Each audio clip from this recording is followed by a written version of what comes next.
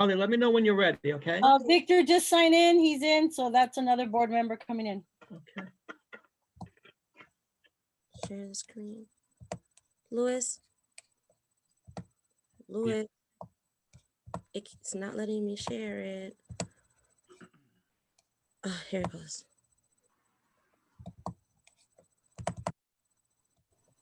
There you go. Can you see it? Yes. Okay, thank you. That was excruciating. Okay, Joe, anytime So let's start our meeting. Good evening, everyone. Today is November 4th, 2020. Welcome to our CEC virtual meeting. This evening, we have quite a few topics that we'd like to discuss. I know everything is always changing, and I'd like to really try to stick to our agenda this evening. So before we get started, let's have the roll call with Carly, please. Hi, Joseph Di Benedetto, I'm present. Christine Caniglio, Present. Tawana Rivera, Present. hi, Tawana, Rashmi Krishnaraj, Rashmi, okay, Victor Lee, Present. Lilik Vigianti, Present. Akila Sorio, Present. Monica Patino, Present. Edward Kim, Present. Brooke Sturgeon, Present. and Anne-Marie Knable. Present. Okay. Thank you. Good evening, everyone. We're all present, correct? Nice to see everybody join us this evening. When we start, the CEC members were given the minutes, which is on the screen here. Let's have a brief review, and I'll entertain any motions to approve.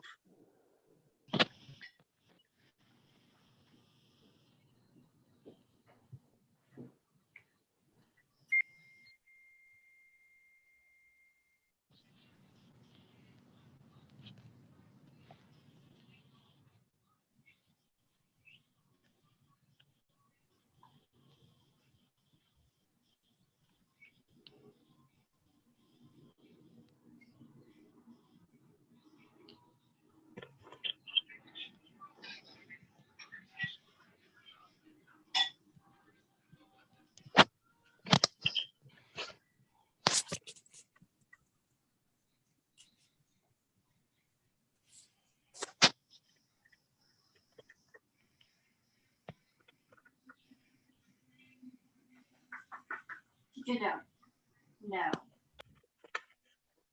Sounds like my house.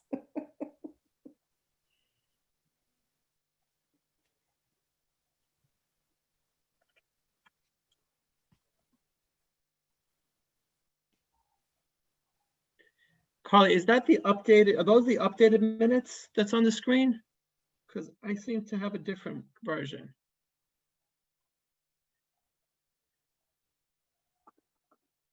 I just noticed that.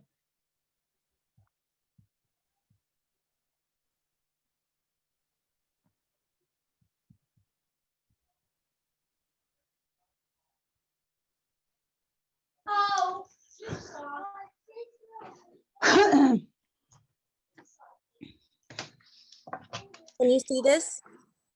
Can you see what I just shared? No, Okay, give me 1 second. I'm sorry. it's okay. I'm assuming all the council members received the updated minutes, correct? Yes. Thank you. Yes. Just for the public, so I just want to make sure that we have the right Is this- version on the screen. Hold on, I'm sorry.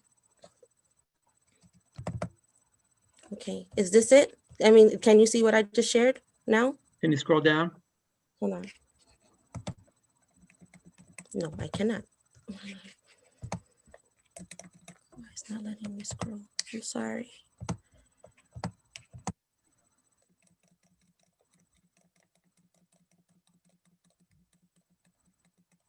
Okay, tell me when to stop.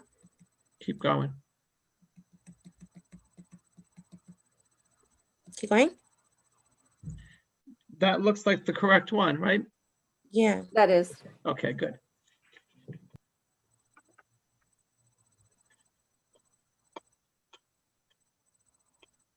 Keep going? I am okay. I think that ends there. So you can Yeah. go back up.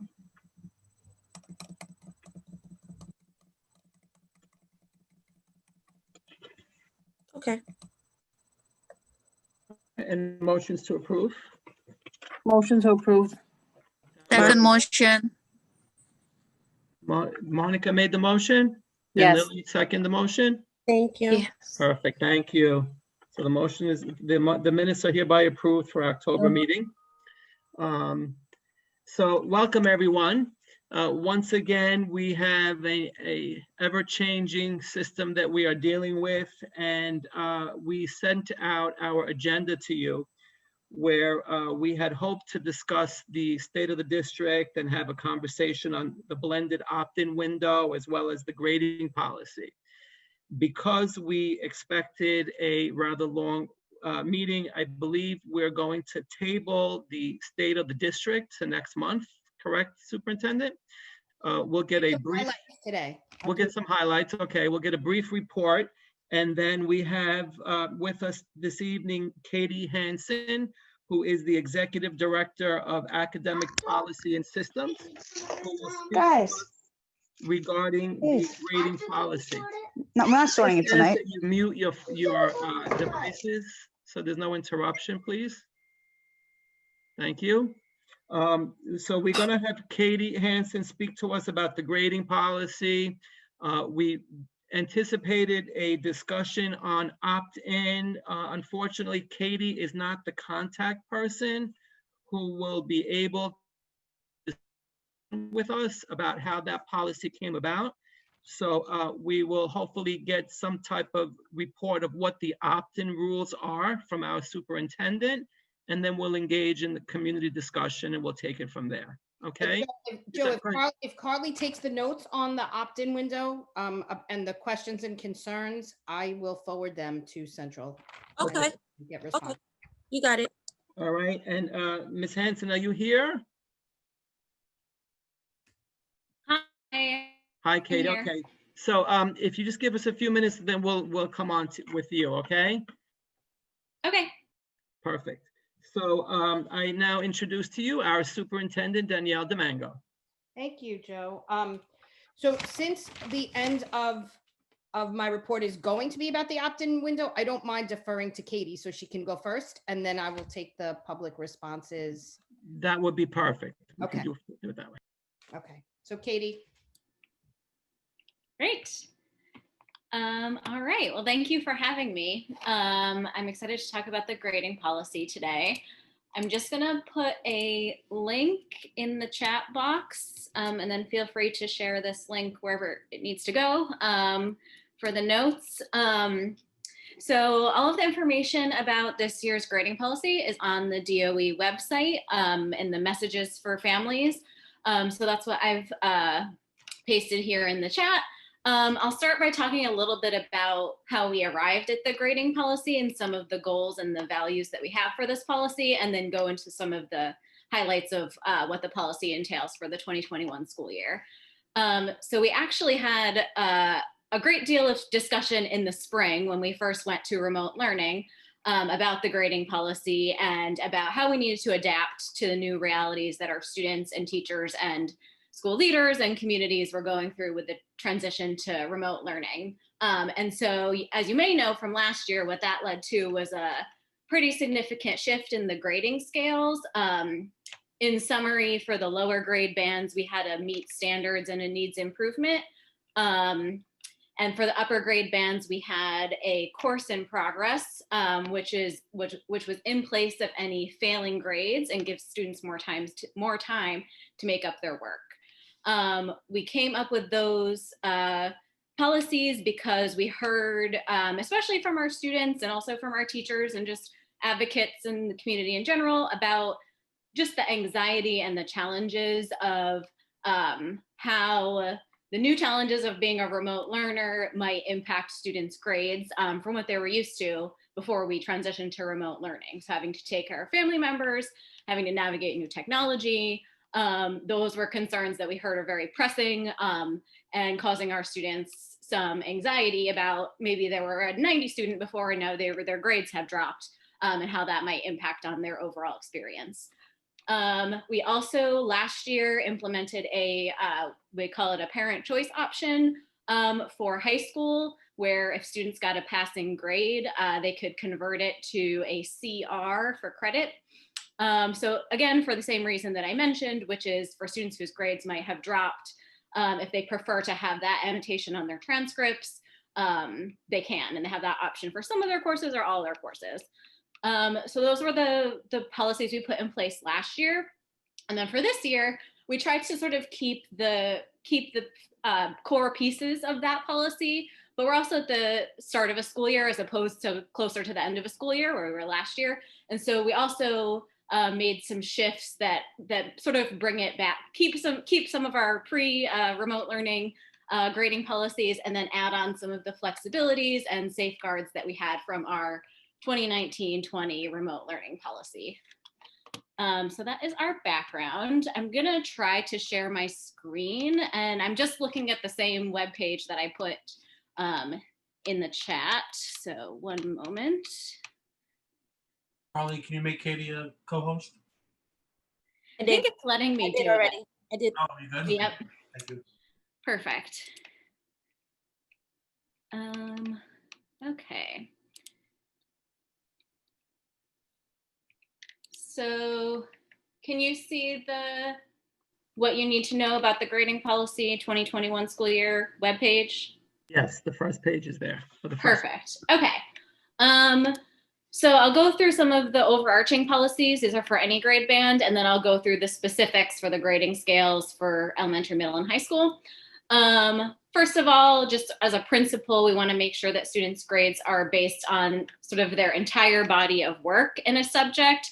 We want to make sure students have multiple opportunities to show what they've learned, especially since we're dealing with new technologies, new ways of learning. So that's one of our guiding principles. Going back to prior to COVID, this year schools can choose their own grading scale. So which grading scale is going to show on students' report cards is going to depend on what their principal has chosen. Most common ones are 1 through 4 scale for elementary school. I'll get to some additional policies around that. We have the 100-point scale, which is common at high school and many of our middle schools. We also have the ABCD scale and a few other grading scales, depending on schools' individual philosophies and their instructional program. So for this year, unlike last spring, schools can choose a grading scale that they feel best meets their needs. So that's the sort of the starting point for our grading policy. Regardless of the grading scale, again, we want schools to be really flexible, giving students different ways to show what they learn, being flexible with deadlines. Those are all sort of things we encourage schools to think about differently than they might have in the past, given the new challenges of this school year and the new way that a student's program is set up. We have, so that parent choice option that I was describing for high school, we've extended that for all of the grade levels, and I'll show you what that looks like for elementary, middle, and high school. So basically for any passing grade, the parent or the student, if they're 18, can choose to have it replaced with a special annotation.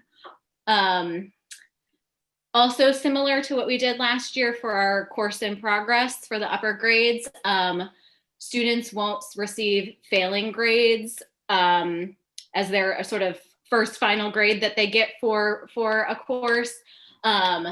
They will get a special grade, which could be a needs improvement or a course in progress. And for the upper grades, they can get additional time, especially because for high school, we need those credits to graduate. They have additional time to continue working on that course content until they, we hope, can pass it. So the course in progress is sort of like a placeholder to say the student needs more time instead of giving them a failing grade. And then the last overarching point is that while we want students attending school every day, whether that's in person or remote, we do say that attendance itself can't be a calculation factor in the grade. So those are our overarching points. And then we have some different nuances for the different grade bands. 3K and pre-K, this doesn't apply. We don't have report cards at those grade bands. So for kindergarten through fifth grade, so I mentioned about we do not have failing grades for the 2021 school year. And so what that looks like is the needs improvement, which you might remember from last year, is being used in place of failing grades. So again, many elementary schools use the 4-point grading scale. They don't have to, they could use another grading scale. But to use that as an example, instead of 1, 2, 3, 4, it would be N, 3, and 4. So having a little bit more of a cushion for the lower grades, again, to be reflective of our new circumstances in which we're learning this year. And then for that parent choice option that I was describing, if a parent so wishes and maybe they're not as satisfied with their grade as they feel the grade isn't as high as it could have been under normal circumstances, they could choose to have a passing grade replaced with meets standards, which is annotated by MT. So that's K through 5. 6 through 8, again, principals select their grading scale, whether that's 100-point scale, A, B, C, D, or another scale. Instead of failing grades, students get a course in progress, which is annotated by NX. Again, it's a neutral, it's not passing, it's not failing. It's just to show you need more time. And similarly, parents can choose to have a passing grade replaced with a P if they wish to have that reflected on the student's transcript in that way. And a P doesn't impact a student's GPA, the average that appears on their transcript. So if that's something that's important to the parent, then they have that option. And then lastly, for high school is basically the same as last year. So again, school-based choice of grading scale. We have the course in progress for students who do not pass by the end of their course. And we have the parent choice option of CR for passing grades. And then we have, for our high school students, we have designated extended timelines in which they can continue working on those course in progress grades. So for example, for the fall, we have a timeline through the end of the year. So if you're taking a course in the fall semester and you don't yet pass it, then you have until June to continue working on an extension of that course where you would keep pursuing the credit and hopefully earn a passing grade. I shall also say, if you don't pass the course by that extended timeline, then that grade does revert to a failing grade. We use NC, which is no credit. So it does eventually convert. It's just that we're giving a little bit more flexibility for the timeline. So those are the overarching and main points of the grading policy. Each school is expected to have their own grading policy document that is shared and familiar with the school community. So this is just a citywide policy. And so at the school level, things like when do the marking periods end? What's the calendar? What's the grading scale? How is, late and missing work handled? All those things would be at the school level from the school's grading policy or the teacher's individual grading policy for their courses. And so that's where we always recommend to go first with any questions about grading. So I will pause there for any questions. Thank you, Ms. Hansen. Just from this, I have some starting questions. Sure. And there are two different, and then we'll entertain questions from the CEC and then from the public. So the parent choice aspect of the grading, how is that going to affect admissions into, let's say, from the middle school into the high schools? And if there are certain grades that are issued to students and then a parent or a student opts to do meet standards, won't that negatively affect the admission into the high school or into any type of special program? Yeah, that's a great question. As I'm sure folks here might be aware of, there has not been an announcement about any changes to admissions yet, given some of these policy shifts. But I will say a few things to that point. One thing for the parent choice option is we say that we give a very wide timeline of when we suggest that parents have to make that decision. And we also say parent can change their mind at any time. So there is some flexibility there to, if the parent wants to change their mind, they can change it back to the original grade. That always have the right to do that. And so, well, I can't speak to exactly how it would impact admissions, so I don't have that information about how grades might be factored into admissions. But parents do have that option. And very concretely, like I said, how it impacts their transcript is it impacts the GPA and it takes the grade out of the GPA. So that's part of the decision making. So is there someone that we can speak to talk about the admissions process to the high schools in terms of being able to choose whether or not to show the grade or do like a meeting standards for the middle school, let's say, and for the parents to understand whether or not it's going to negatively impact the student's admission into the high school, because that's a critical thing there, right?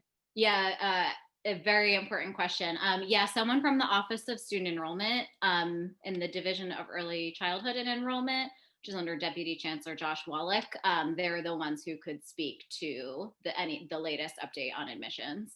So maybe we can follow up with that person so that we understand the ramifications, correct? Yes. And I'll also ask FACE if they could help us. I think FACE is here as well, right?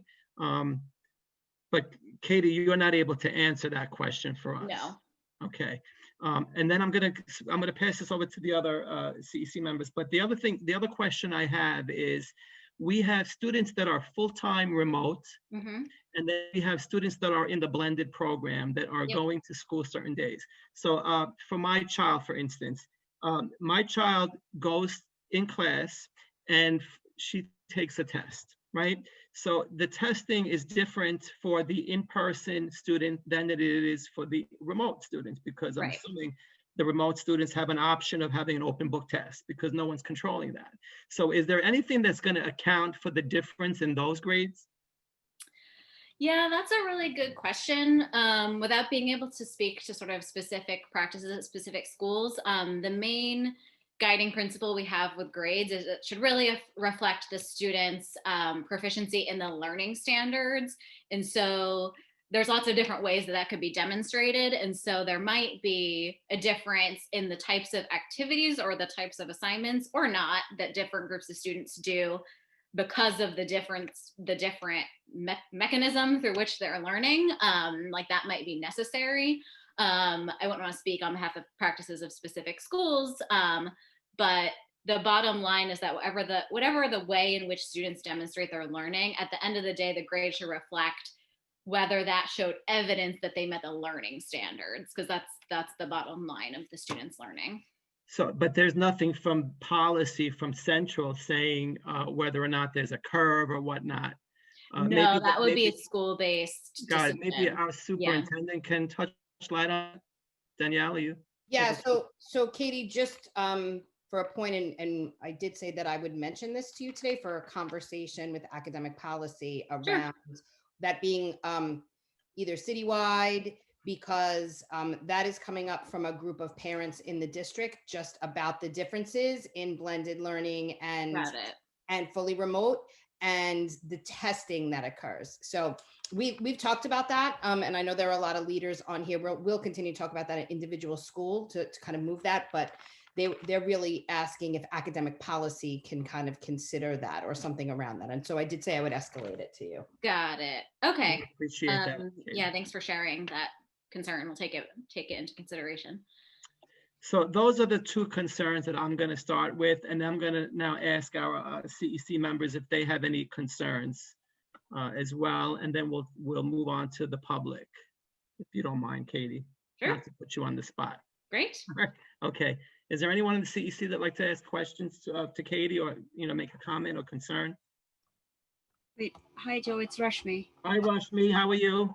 Good. Good So to just see to you. clarify, because I am confused about, I must not have read, did I hear it correctly that the testing for remote students will be different than the testing for hybrid or in blended learning students. It's not Yeah. like, oh, all the students have to go to the school to get paper and pencil test. No, Rashmi, I can actually speak to that. That is Okay. something that a group of parents asked for me to escalate to academic policy, because sometimes in school students that are sitting in school take a test, and remote students take the test at the same time, and parents are questioning learning testing conditions. That is it. No, there is no requirement or anything like that. That's all Oh, they okay. asked me to escalate, was the Okay. testing conditions of the same test. So as a district, individual schools are having that conversation because it has been surfaced, and a group of parents have asked that.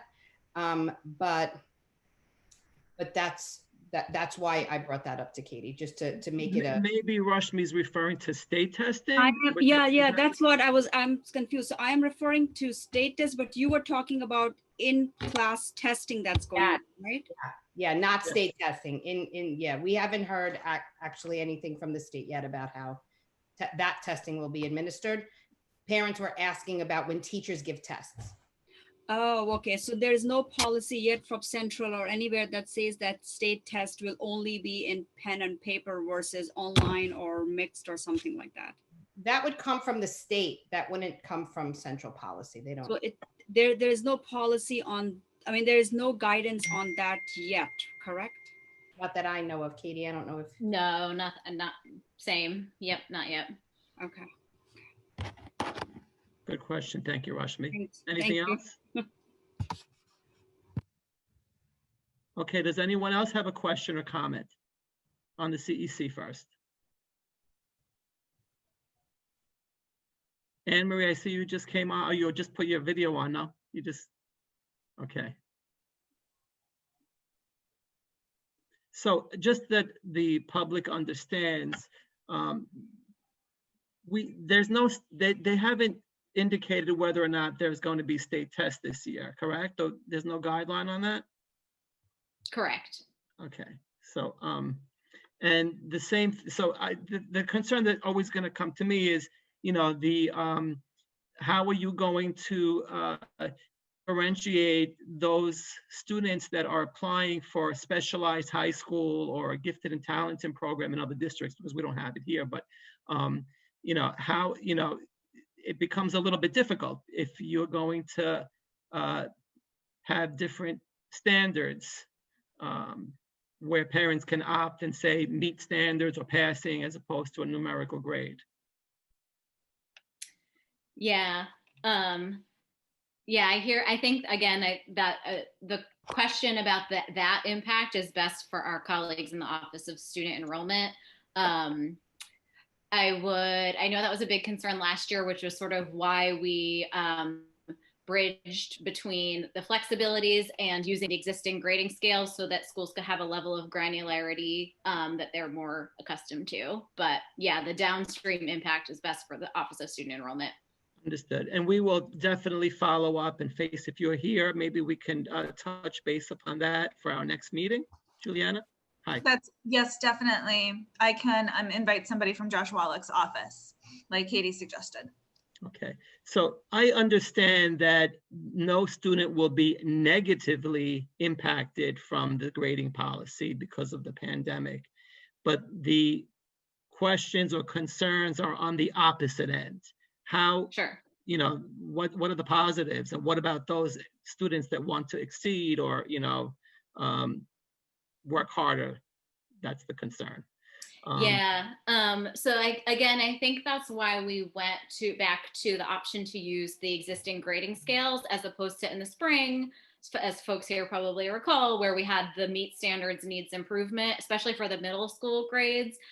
We did hear that it was just not enough gradation. And so under this policy for 2021, a school that wants to use a 100-point grading scale or an A plus, A minus type of grading scale, or any of the other grading scales available in the DOE, they can. And so if a student gets, you know, 98, 99, 100 on their report card and on their final grades on their transcript, then that can stand, because they would have to take the choice to then convert it to the P if that's what they wanted. And if that's not what they want, they could just leave it as it is. We also have been encouraging schools to make a lot of use of the narrative on their report card. This is going to vary school by school, but as a space to provide the comments, to show strong performance and areas for growth, just to provide as much rich information as possible to parents. But I think the use of the existing grading scales should address that concern about recognizing high performance. Understood. Thank you, Katie. I'm looking at the chat here. Carly, I don't know how we're doing because I always have the same problem. Is there anybody in the public that has a comment or question they'd like to make, or am I looking at the chat? Hold on, Joe. I don't see the chat actually. Okay. So I'm scrolling through the chat here, and I'm seeing many schools are requiring online testing only, regardless of hybrid or fully remote learning. Many of these exams are being done on the honor system. That's a big concern, right? Yeah, I think that was the concern the superintendent was addressing earlier. And Joe, I definitely think we have a lot of principals on today, as well as the deputy superintendent. It's something that we'll bring up in our meeting tomorrow with principals to have conversations with the school staff, school community, SLTs, just around how to address those issues at the school level. But it's definitely something we should continue to talk about at this level and above, just around exactly what assessments and what is being assessed and how that applies to students' grades, right? So how are we assessing the standards, and does it necessarily have to be linked to a test, right? So I think those are types of conversations that we're having at the district, and that parents will hear a little bit more about that, because it is a concern about test taking practices that happen. That's great. Thank you. Again, I'm reading through the chat. Unless somebody wants to ask a question, let me know. But when it comes to CEP goals, what other metrics or means of assessment can we look to, since kids did not take the state test last year?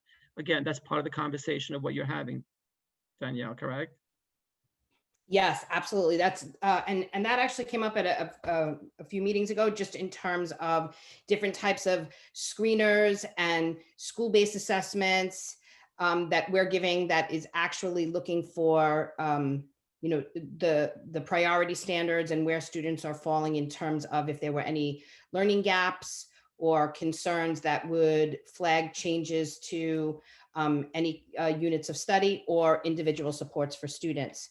So each school should be able to have that conversation with the parent community around the types of assessments they're using and how they're using to measure student growth or lack of it. Perfect. I see a concern here that a parent wants to make sure that our comments are sent to the high school application process, right? So we just want to make sure that on the high school admissions that they understand the concern, right? Which I'm sure they will. But how do we voice that other than? I think that's, Juliana, that's something that you would say to the Office of Student Our Enrollment. enrollment, correct? Yes. Okay, so that will table. Perfect. Okay, thank you. Carly, you are taking notes, correct? Yes. Perfect. I have a and question. Go ahead. Who's that? Monica. Go ahead. Hi, Monica, yes. How are you? Hi, how you doing? I have a question. It's just a general question. So I know last year no kids got held back or anything, but this year, what is the policy for that? Like, if the students are still not where they're supposed to be, are they going to be just promoted to the next grade? So, Katie, I could speak to that because I know that we did a lot of work in the district, if you don't mind. And that's also, I see Tiffany Diamond asked a similar question. So it just, and Katie, nod if you agree with me. There was no change to Chancellor's regulations regarding promotion. And as part of promotion policies, each individual school is supposed to review the progress of each student in their grade and make decisions as to whether or not they are at minimum approaching standards to the next grade. That was done at the district level, and there were students that attended summer school, right? So we talked a lot about the summer school options that were offered to students, and I spoke a little bit about how successful the summer school program was. So it wasn't that everyone was just passed in June, but because the summer school program was so strategic and really focused on meeting the individual needs of students, both myself and the deputy superintendent spent time in classrooms speaking with students. There were very few students who did not go to the next grade, but the promotional appeals process, the portfolio work, the assessment to skill-based standards and alignment to measure progress within those standards was still done. So it wasn't that everyone was just promoted automatically. Yep. And I would just add sort of inherent in what the superintendent shared, like promotion and grades are not a one-to-one. It's not if you pass your courses, you get promoted, and you fail your courses, you get retained. It's based on that holistic look at student work that the superintendent is describing. Understood. Thank you. So there's another comment in the chat here, and it states that the grading policy was flexible mid-March to June, and the MT's meeting standards are really not qualitative of student progress and assessment. Any comment on that? Yeah, I wasn't sure if that was connected to the previous one about the high school application process, because they have the dot. I see it, yes. And a concern about how the grades from last year might be used in that process, I think is what I'm hearing, which again would be for our colleagues in enrollment. Oh, maybe I'm wrong. They have added a clarification. It was related to CEP goals. That was about assessments that are given at the school level, the CEP goals. So when you a lot of times, and and Sujin, thank you so much for knowing that. You are definitely an SLT member. So when SLTs in school communities craft CEP goals, one of the things that they use as a metric are state test scores. So this year, void of that, they're asking other ways that schools can review student progress so they can set appropriate goals to focus on this year. So that's another, I know that our principals are aware of that, and they can, they do often communicate that, but I will ensure that that is made public to both SLTs and community about exactly what data we're using to focus on meeting the needs of our students and to form CEP goals. Perfect, thank you. Are there any other comments or questions? Tiffany, you're raising your hand, go ahead. I have another question. So if they don't do state testing again this year, what happens as the kids start to go out of the school into middle school? Like, how do they base where they stand, especially if they want to go to a specialized school? My daughter, like last year, was in third grade. She never took the state test because we closed. And if they don't do it again this year, she won't have it. So, I mean, do they bypass that? I mean, what happens? Like, they're not going to be penalized because they were not able to take a state test. Right. But how do then they measure, their grades as opposed to where their seat should be? Mm-hmm. So is your question specifically about the admissions process? Is it about getting promoted from grade to grade?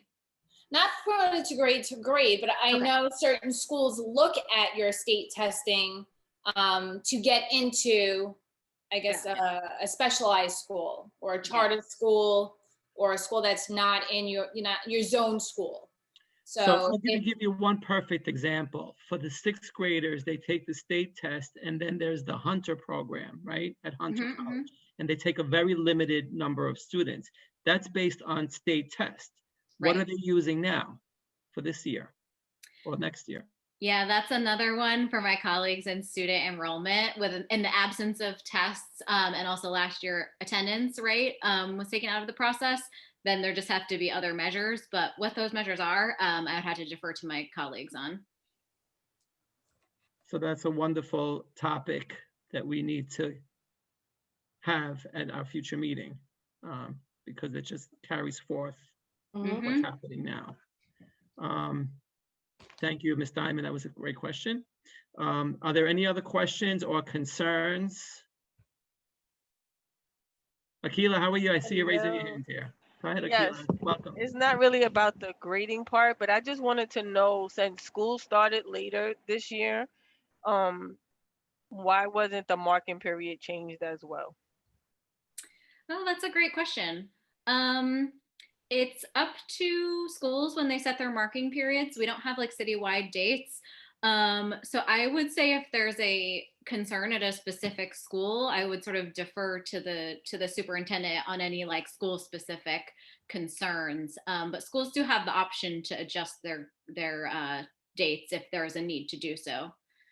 I mean, it's kind of a need due to the fact that the way remote has started, well, really how the school year started, they had to extend the day, extend the time period of when they were entering the schools and when it started for remote and things like that. How do you take that short period of time to grade a child? Then you have all of these holidays coming up, and then the market period is right here, and then they're starting a new market period. I mean, half of these, from my experience, I just discussed this with the CEC last week. My son was in school, and for 3 weeks, his schedule changed 3 or 4 times.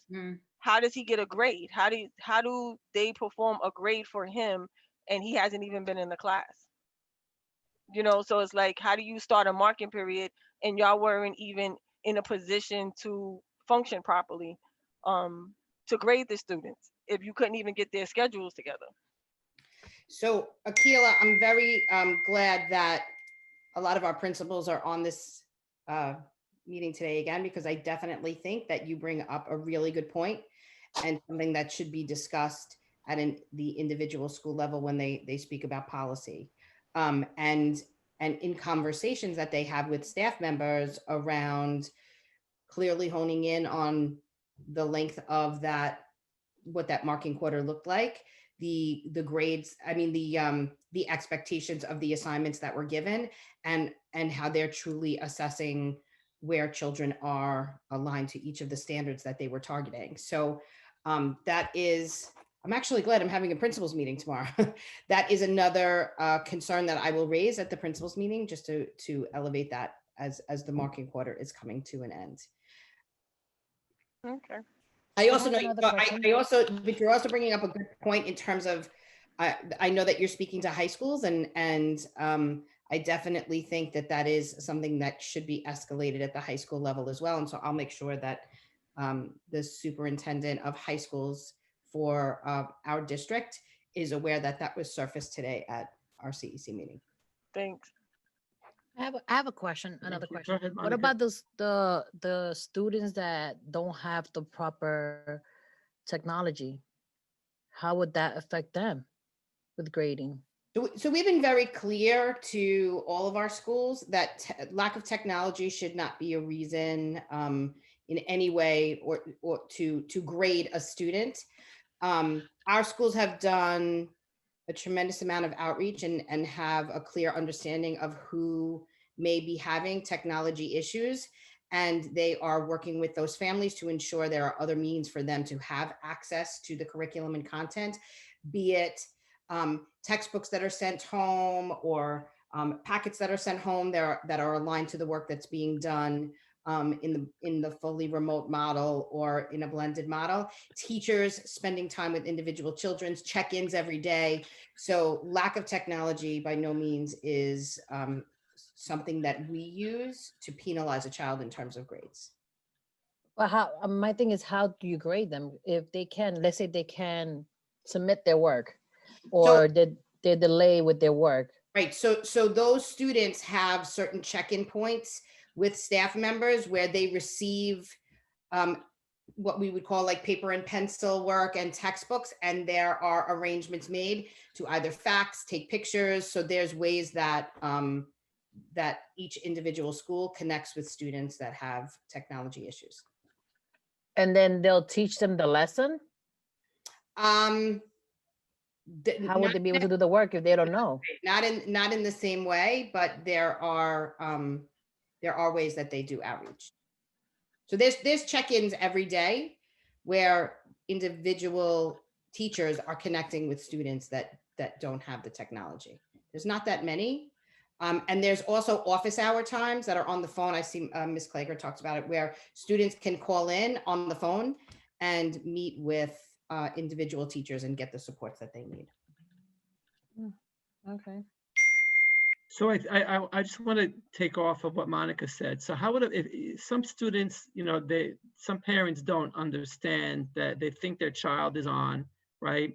But their child is not, or it's not completing the assignment or whatnot. And the question probably is, if it negatively impacts their grade, will the parents be notified if there's a problem? Because, you know, is it because of the technology or because the student is not applying himself or herself? Well, you know, I want to kind of be clear in that just because we have different learning modalities, that doesn't negate the expectation that teachers communicate with families of students that may be struggling or not doing work or owing work, right? So we have a lot of different mechanisms and different ways that families connect with parents if a child is struggling or missing work. So we have Reminds and Pupil Path, and just there's a lot of different systems that are being used throughout the district where teachers do make those connections. So for a child to not be doing well, where that would result in a negative report card, one of the things that we say in a district is the teacher can't fail a child unless they've made that connection to a family member. So that has not changed just because of the pandemic and our learning modalities have changed. Understood. Any other comments? I'm reading the chat. Again, we're talking about criteria for entry to middle or high school. That's something for student enrollment. That's something we have to table for our next meeting, probably, correct? Right. Thank you, Katie. If there are no other comments or questions for Katie, I really want to, you know, stress this is the time to ask. This is the time that we appreciate Katie was able to come on to our meeting. So I would rather discuss it now rather than after the meeting find out there are other questions. Is anyone else concerned about anything with the grading policy or would like to make a comment or have a question? Actually, I want to read something that Renee Klager talked about, the NX, because I know a lot of parents have a hard time with that. And thank you, Renee, for emailing this to me. So they were talking about when a teacher gives a grade of an NX, it's with the understanding that we're hoping to resolve that in collaboration with the student. And the sooner we resolve these grades, the better for everyone. So she's actually sending me something that she sent to parents, which says, please keep in mind that to resolve an NX, students should display mastery of concepts. And there are office hours and different times and check-in points for students to be able to do that. And they don't need to make up each individual assignment, but begin to gather their work to resolve these NX grades, as many as possible. So I think that's important for parents to know, that an NX doesn't necessarily mean a failure. It just means an opportunity, but eventually that NX will not remain an NX, right? So how do we kind of work together to make sure that each student gets in the work that they need to show that they are able to master some of the concepts that led to that grade. Right. One thing I didn't mention, but I have to do my plug wherever I go, is that grades, as well as many other pieces of DOE data about students, are in New York City schools accounts for parents. And so we're encouraging schools to continue to support parents in setting up their New York City school accounts. Very simple online account, and it has grades as well as student schedules. It has the testing consent form for the random testing for COVID, transportation info for students who have transportation. It just has a lot of valuable data for parents, and so including grades. So I would put a encouraging schools and encouraging parents to create their New York City schools account. Thank you, Katie. So listen, I'm just reading the chat and it touches on something that concerns me as well. I know you have the policy regarding the grading. My question is, how was that policy developed? In other words, who who was the, who did they advise or consent with? Because I'm reading the comment from Gina in our chat, and I'll read it to you. It says, I'm more concerned with previously overachieving students not being challenged and now being placed on the same academic level as kids who may not be on their same level, since they will all pretty much be receiving the same grades. So how do you, compensate for that? Or how do you tell the overachievers or give them credit? Are they not going to be able to shine during this pandemic? So I hear two things, I think, in the comment. One is about sort of like programming and placement within the school, like I think I hear in terms of different levels of coursework, which would be very much like a school specific conversation. And I don't know, Superintendent, if you have anything to add to that. And then in terms of the grades, since they'll all be pretty much receiving the same grades. So under the grading policy for this year, the school's grading scale is going to determine how granular the grades are, whether it's the 100-point scale again, or the ABCD. And so the students would not all be receiving the same grades, but Superintendent, I don't know if you had anything else to add about the programming piece of it. Yeah, a lot of conversations have been had across the years just in terms of, how individual school grading policies impact individual students. So I absolutely, I think it's really important that parents start engaging with their principals and their school communities around grading policies. What I also can say to you, and I know that I've said this in the past, is, District 25, and although we are continuing to evolve in our work, and I'll speak about this a little bit later in my report, but we have some really strong curricular units and aligned grading policies to that. So I can tell you, just in terms of student work products that I've been reviewing, I don't believe that students are getting the same grades. That's not necessarily the case. It's not that, there's two different levels of work, and that both of those work products get the same grade. If they do, I would say to a teacher to a parent, that's absolutely something that should be surfaced at the school level, because from many of the work products that I've been reviewing, I'm not seeing that. I have a question. Go ahead, Victor. How are you? Okay.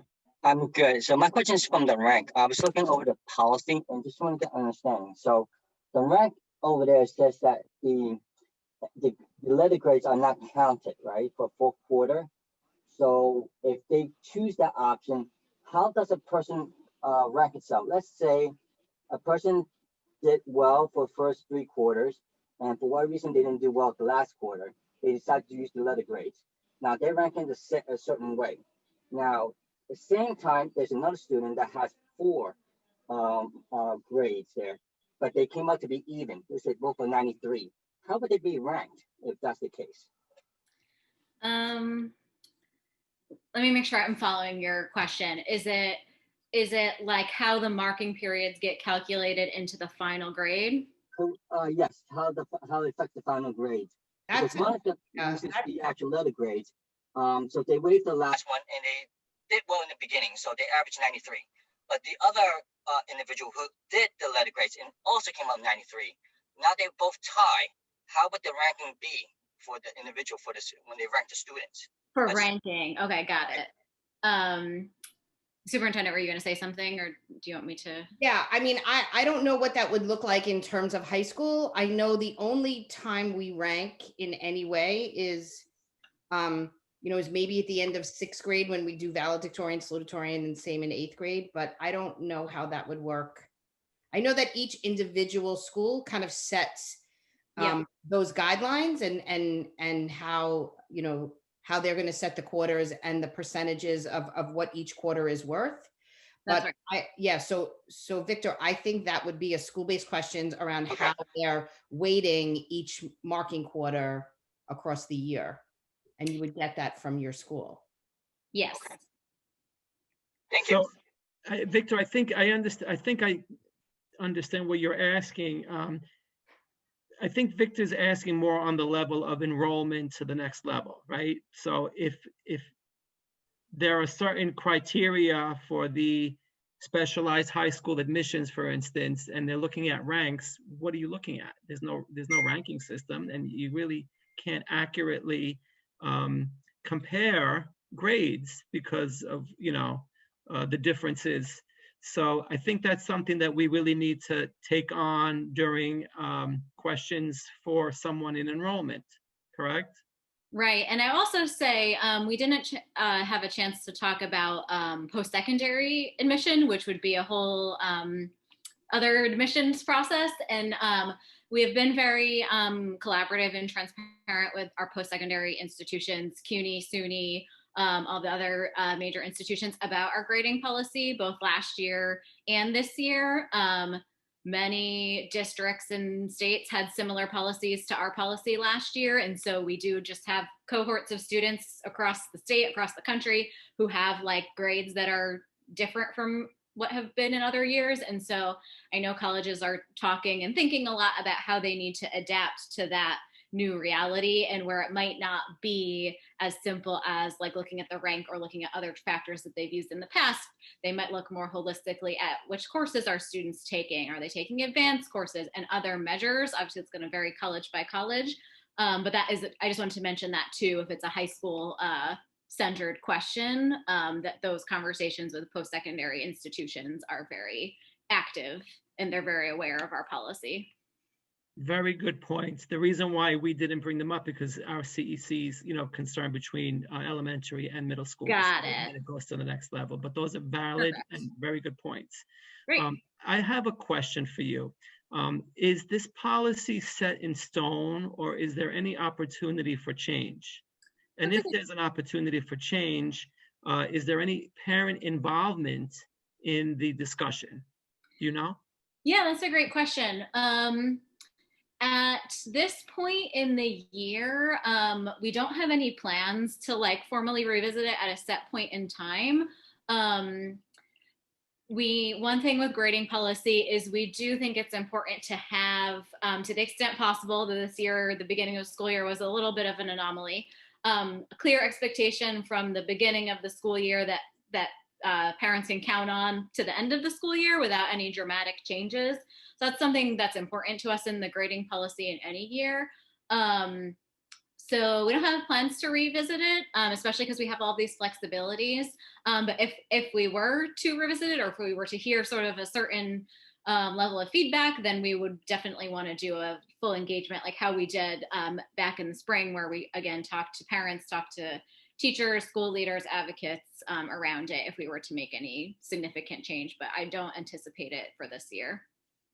So I remember the engagement last year. I don't recall any engagement for this year for the for the grading. I mean, did I miss it, or who was engaged for the grading policy for the 2020-2021 year? Because I think I missed it. I wasn't notified. I don't know. Were there any parents that were notified? So for this year's engagement, we relied on the feedback that we got from the spring and the summer, and we did some light engagement with sort of representatives of parent groups and advocates at the central level, which my colleagues in the Division of Community Empowerment could speak to better than I could. But we didn't do, because we're sort of taking a lot of the pieces from the spring, that was sort of like those discussions of what we heard over the spring and summer were sort of the foundation of our planning for this year. So every district is very different, right? So we have a really high achieving district. And I make that point only because we are, I don't know if we're represented in that discussion, our district, because again, we have a lot of high achievers here. And I just want to make a comment, or for the record state, look, no one in our district was ever advised that there was some type of discussion that we could take part in. So my concern is after we speak to someone in enrollment, if it negatively impacts our students, then I would hope that there will be an opportunity to revisit the grading policy. Yeah, I hear your concern. Yeah. And Joe, I can also say, especially with the areas that we're focusing on in terms of our parent chats, that's absolutely something that can and should happen at the school level. And something that we can do that happened many years ago is we brought parents across all of our middle schools together to kind of talk about grading and grading policies, and it helped unify expectations within grading policies and discussions about grading policies across all of our middle schools. So we can continue to do that. And once again, as I'm saying, I'm very glad that there are principals on here tonight, so they're hearing this as well, that this is a parent concern and something that we should be addressing as a district. Perfect. And I'm going to just touch base on one more point that I'm Can going to reading from the chat, and then someone has a comment. Oh, Joe, I did too, and it was kind of based off of what I just read in the chat. Yeah. Do you want me to comment, or you want to go ahead on it, Christine? Whatever you want, Joe. It's a good Go point. ahead. Go ahead. So, one of the questions in the chat is wondering if it's going to differentiate your child's records, whether they're hybrid or fully remote. And I think that's a good point, because the kids' grades could definitely be different based on where they are. So will there be some sort of on their, records when the other schools are looking at it for acceptance, like for the 7th and 8th graders for high school? Will there be like a notation, blended student or fully remote student? Good point. Yeah, that's another good question for my colleagues in student enrollment. I can't imagine that would be a factor in any admissions in any way, but they could speak to it officially in their capacity. Does the superintendent have a comment on that? Like, will it reflect on the report card? It's not on the report card. It won't be on the report card whether the student was remote or blended. Yeah, as of right now, the only place where that piece of data lives is in the school's own data records in our system. It doesn't display on a report card or anything. But am I missing something, or am I just mistaken by thinking there's a difference between remote instruction and blended when it comes to grading? Am I making a mistake on that? No, I think standards are standards, expectations are expectations. Do I think from this conversation we should engage in conversations with teachers on what they're seeing and making sure that what we're assessing is the same standard? I wasn't thinking about it that way, just in terms of, I know that parents were surfacing tests being given, and it's definitely something that we should be discussing. And I'm actually going to speak a little bit to some of the changes that we're making as a district around that work, but and just maybe the percentages of why we're giving tests and what we're looking at when we're giving tests, and does that necessarily have to weigh in our grading policy during this time as much as it did during other times, right? So when Katie was talking about colleges, as you guys know, I'm going through that right now. A large majority of universities that my son is applying to are test optional, and it's for that exact reason, right? So, even so much as, he had to take the SATs 2 weeks apart when other people were able to take it months apart from each other so there's a lot of factors to consider. And I'm glad that we're having this conversation now, because it is definitely something that our school should have, as a school community with teachers, but also to bring in parents as well. And it is also something that Dr. Mike and I are continuously speaking to our schools about, which is this concept of assessment, why it's used and what we're getting from them. It's used to make sure that students are mastering skills. But at the same time, we do need to look at how the grades are being balanced and why during this pandemic. So that is something I'm committing to, and something that I will get back to the CEC on, and we will present on that again. And it's something that I'll address in the state of the district presentation that we do next month. Perfect. Because these are things that really are factors that should be reflected in the records someplace, right? Because eventually it's going to be used in enrollment at another level. I don't know if enrollment will use that, but I definitely, and in fairness to enrollment, because I'm sure they're going to have a lot of difficult questions to answer next month. Yeah. I don't think that is their fight. You know, that is really a school-based discussion about grading and how and what we're grading and why we're grading things in a certain way, right? So so I'm committed to that. I don't know if enrollment, so what kind of parents are servicing, which is the concern, is that if you're a remote student, you may have access to answers or different resources that a blended learning student in school, brick and mortar, may not have. And is a teacher assessing both of those things the same way, right? So Yes. I will definitely, it's a great question. It's something we should be talking about, but I don't know if enrollment, that's not it. You know, there's a lot of things that I throw on enrollment, but that's not necessarily enrollment's issue. It is a school issue that we need to talk about. You know, I'm thinking about some of our schools where I can make it more. the testing is, you know, a large majority of a student's grade in certain schools. And so perhaps we need to revisit that and ask the question why, and ask, you know, are these tests given the same way, and are they fair? So that is something that I'm going to commit to happening right away.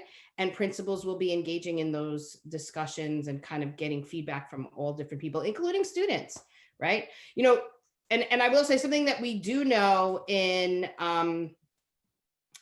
you know, just discussions with, I just lost my train of thought because I was reading something in the chat. If it comes back, I'll let you know. But the other thing I would add, and just in case if my previous comments weren't clear, we definitely expect grades to be calculated in a way that is fair and consistent, regardless of whether a student is blended or remote. So while the activities themselves are they have to look different in person versus or remote, and how that looks will be individual, you know, school by school.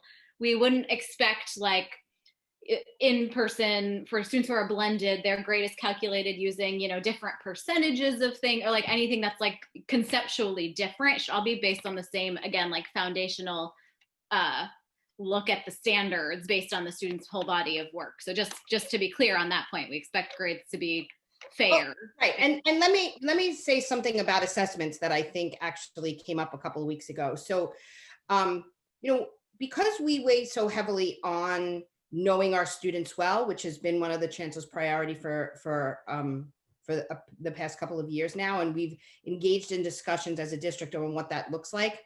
Believe me when I say to you, our teachers know their students well, and they know what they are able to do, where areas that they struggle with. So if there is, let's just say, a situation where a child is producing work that is unlike any type of work they've known before, a teacher definitely addresses that. Additionally, a lot of the assessment tools that we're using to measure student learning, we are able to tell when a child isn't necessarily doing that independently, right? So teachers will communicate and say like, hey, Danielle needs to take this test independently. When a kindergartner's work assessment jumps from a kindergarten level to a 6th grade level, I mean, the teacher will definitely look into that, right? And if other students' work product does not demonstrate that they're capable of a 6th grade level, that is a flag that that child is not doing their work independently, and discussions start to happen around the importance of student learning independently, because we need them to move along and grow within each grade in the standard. So I will say to you that I've had these conversations with teachers since the pandemic. They are well aware what students are capable of through the different assessment tools that we have. Okay, thank you. I want to move the meeting along because already we're an hour and 15 minutes in, but I do want to close this discussion on grading on a comment that I see in the chat, right? So some parents don't understand why every school doesn't have the same grading policy, and why is it based on individual schools, right? and I think I understand why, but does Katie or Danielle want to make a comment about why we don't have one uniform system? Sure. I mean, just as you all have shared some of the unique, what's unique about your district, which was really helpful for me to hear. So thank you for sharing. That's the same reason why we don't have one citywide grading scale that everyone's required to use, or one citywide set of marking period dates that everyone's required to use, because schools have different instructional philosophies, different approaches. School communities have different preferences about what they want that to look and feel like. And so that's why we don't require, we have some schools that are mastery based and they use like a very mastery based grading scale. And they would not be interested in using a 100-point grading scale. And that's their approach in their community. So the policy is flexible for that reason. And Superintendent, I don't know if you have anything to add. Yep, no, I would have said the same thing. Okay. And that's the way it's been. Right, exactly. That was how it was prior to COVID-19. Correct. Exactly. Thank you. That's Katie, how I it wanna was thank you. prior Go ahead, to Danielle. Bloomberg. Yeah, Yeah. since I've been Like at the that a long building, time. 10 years. Right. So Katie, I have to apologize because we as a CEC misunderstood. We thought that you were able to discuss with us the opt-in portion of our meeting, but I understand that you're not the contact person to speak with regarding that it's perhaps Miss Gabriel Ramos from the Chancellor's office, but I got a notification from FACE that it takes time for them to get back to us in terms of coming to one of our meetings. So I'm going to close the discussion on the grading and thank you once again. And then I'm going to give the floor to our superintendent, who can speak briefly about the opt-in requirements, because as we all know, there was a new change, and this is the period for parents who have their students in remote. If they want to opt in to the blended, it's only one time, and it would be during the next 2 weeks, I think, and that's for admission. But I'm gonna thank Katie, so if she wants to leave, we can wish her well, and then we'll move on with our superintendent. Okay, thank you once again, Katie. Okay, so Joe, can I go through my report? Absolutely. Why don't you do your report and then we'll Right, segue into the opt-in.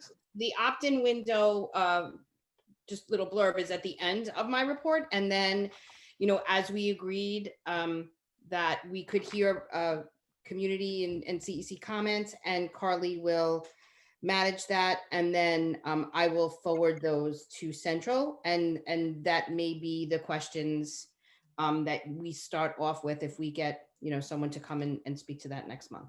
Perfect. All right, so a few things that are going on in the district that I just wanted to touch upon this evening. So random testing. As of today, all of our schools have received at least 1 day of random testing. And the schools in our yellow zones are going random testing weekly, which are 17 schools. So all testing has gone smoothly. I've had the opportunity to visit many sites. And as I had said at the last meeting, I myself have actually gone through testing, so have members of my team. At this time, we're encouraging all families, especially those that are in the governor's yellow zones, to update their permission slips. And as Katie said, it's in your My Schools account, and it's just a very quick update. The difference and reason for that, for the yellow zone schools, is that the original permission slip stated monthly testing, and now our schools, because of the governor's orders in our yellow zones, are testing weekly. So for those of you that are in the yellow zone, please make sure that you go in, and even if you're not, just make sure that you go in, and if you agree, to update those permission slips. So this past Friday, we held election for our President's Council. Our new President's Council board is as follows: Francis Gonzalez and Rashmi Krishnaroff are co-presidents. Eleni Levitis is our recording secretary, and Christine Nehu is our treasurer. I'm looking forward to working with all our new school board this year to support our parent leaders and schools, and as well as Esther. And I know that Esther's on here, and she had a meeting today. I want to give a big thank you to Christine Caniglio and Athena Pappas, our outgoing presidents, and Laura Kusavalis, our outgoing, I do believe, secretary or treasurer, because Treasurer, she was treasurer. treasurer. And it's really been a true pleasure working with these parent leaders.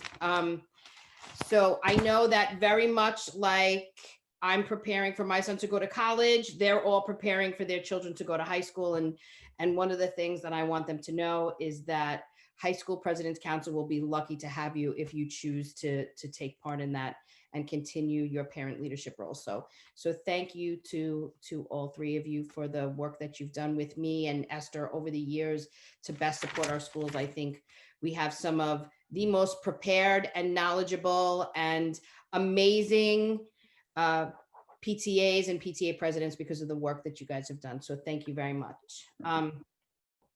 So next month, I'm looking forward to presenting to the state of our district at our next CEC meeting, but I just wanted to give you guys a snippet of information on a few areas that I'm very excited about.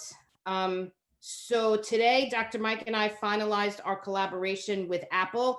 We've worked with Apple in the past, and we have reconnected with them, and starting next week and the weeks following, we will be offering our elementary and middle schools 12 weeks of professional learning through Apple focused on engagement, which is aligned to our own DCEP goals and the focus of the district, and rich task design in blended and fully remote models. So we're really excited about that.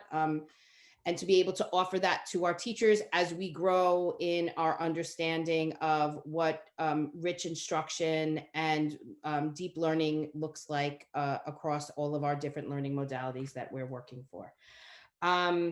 We started our parent chats this month. They've been very informative, just as this conversation, once again, has been very informative. It allows us to reconnect and redirect some of the things that are happening across our district and hear from our parents in a different way, because they too are now experiencing their children's learning and their children's schooling in a different way.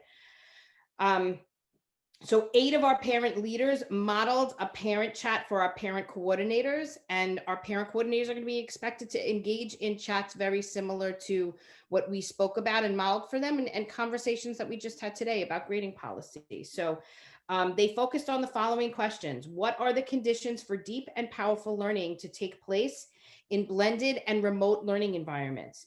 So parents offered guidance around student engagement and when and how they see it during different times, during different classes, and how their students are reacting to remote learning. What individual parents are learning about their children during online and blended learning, and what is changing about them as learners, and what we as educators need to know in order to meet their needs as their learning experiences are changing. So thank you for that. And we are going to continue to work with our parent chats and getting information from our parents in order to continue to grow as a community of learners to do what's best for our students. This month, curriculum reviews are going to happen and discussions with principals. Dr. D'Antona and I will be meeting one-on-one with our principals, who in turn will be meeting with their instructional leadership team, staff, and community to take a closer look at curriculum and to recheck cohesiveness between the remote and blended models. We'll be reviewing curriculum in each content area to ensure that it's a shared curriculum for all, that it is inclusive, and it is digitally accessible. So I'm going to present on that next month, but we're really excited to engage in those conversations as well.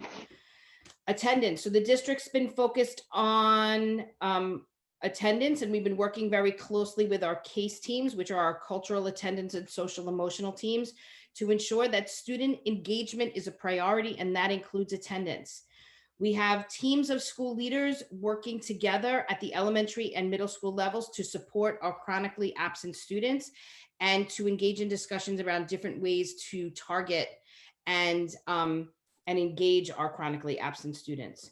But we also need parents to support us in this endeavor. So our schools, with the support of our team leaders, will be working to ensure attendance is a team effort and that our students are connected via remotely or in the brick and mortar buildings, but we are continuing to look, as we always have, at our chronically absent students and students that are struggling in terms of logging in and connecting at school.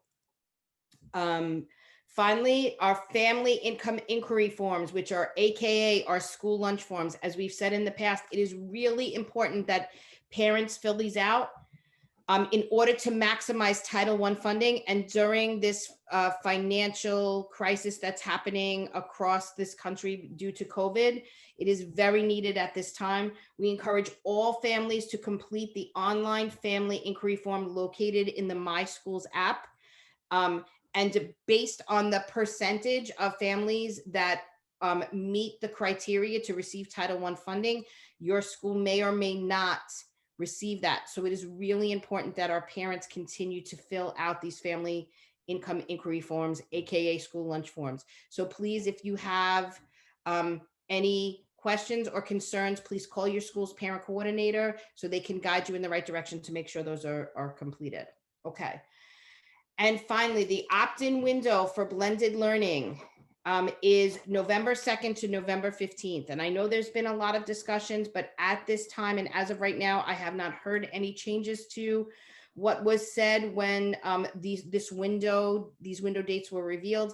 But this will be the only opt-in time for our schools for families to opt into blended from fully remote. So that is all I have in terms of that, but I am available to either take questions to get them answered, or if I can answer any questions, I am. I'm sorry, Superintendent, we have to announce the Title I pack. The time was decided 4 o'clock. I have it on the chat, so everybody's welcome to look at the flyer. Okay, perfect. Oops. Hold on a second. I think I put the wrong one. What I'll is get it? it for you. So District 25 is going to have a Title I and CPAC training for all our parents. And that time is for November 17th at 4 p.m. I will go ahead and put, I don't know what happened to this link.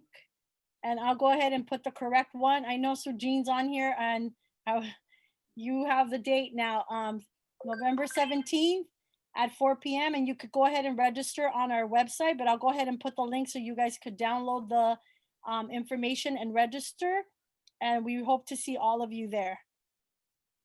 Thank you, Esther. Is that link already put in the chat? It's a rather long link. Is that it? Yeah, I think that's what I copied from what I got from Lewis, but it's not. Let me go ahead and go to the original page and get it from there. I'll put it right now. I appreciate it. Thanks. Lewis put it in. Thank you, Lewis. He's much faster than I am. So are you done, Superintendent? Yes, that's my report. So I just want to segue into this opt-in discussion because I'm not sure if it was clear. The window for the remote parents to opt back into the blended is through November 15th, correct? Correct.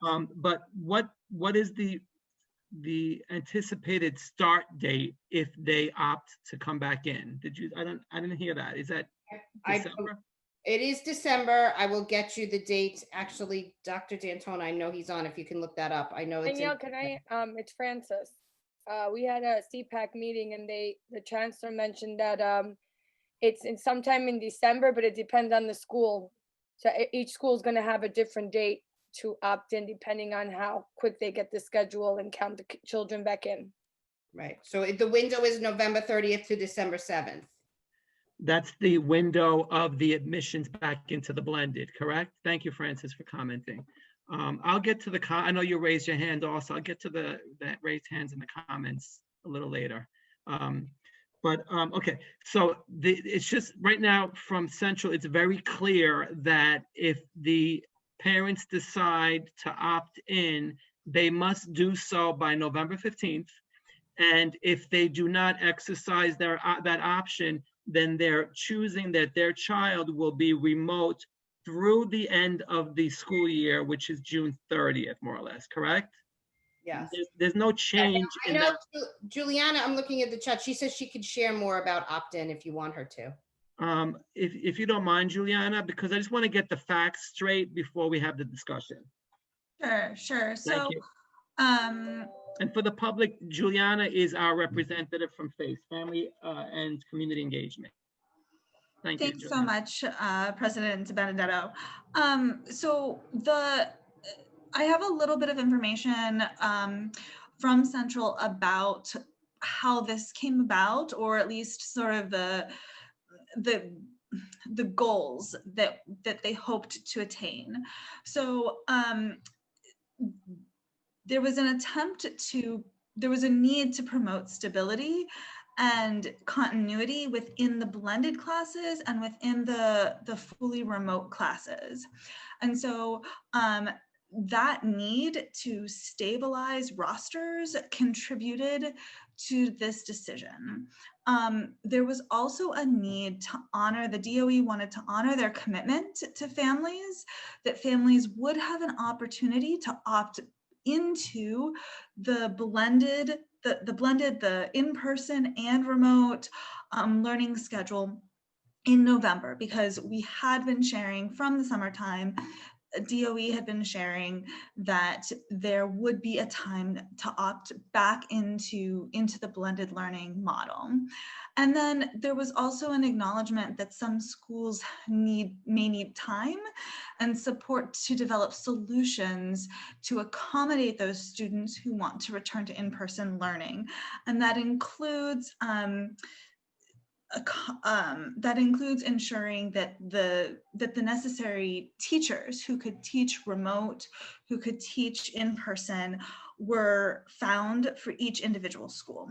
So in order to meet those three objectives about honoring a previous commitment to have another opt-in period, and to support schools in their scheduling and to stabilize schedules, the DOE issued this new opt-in window.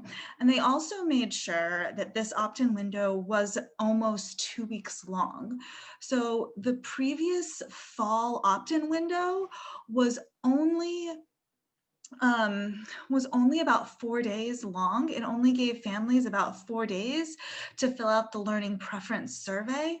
And now we are giving families almost 2 weeks. And then it is true that there's flexibility as to when those students then begin in-person learning.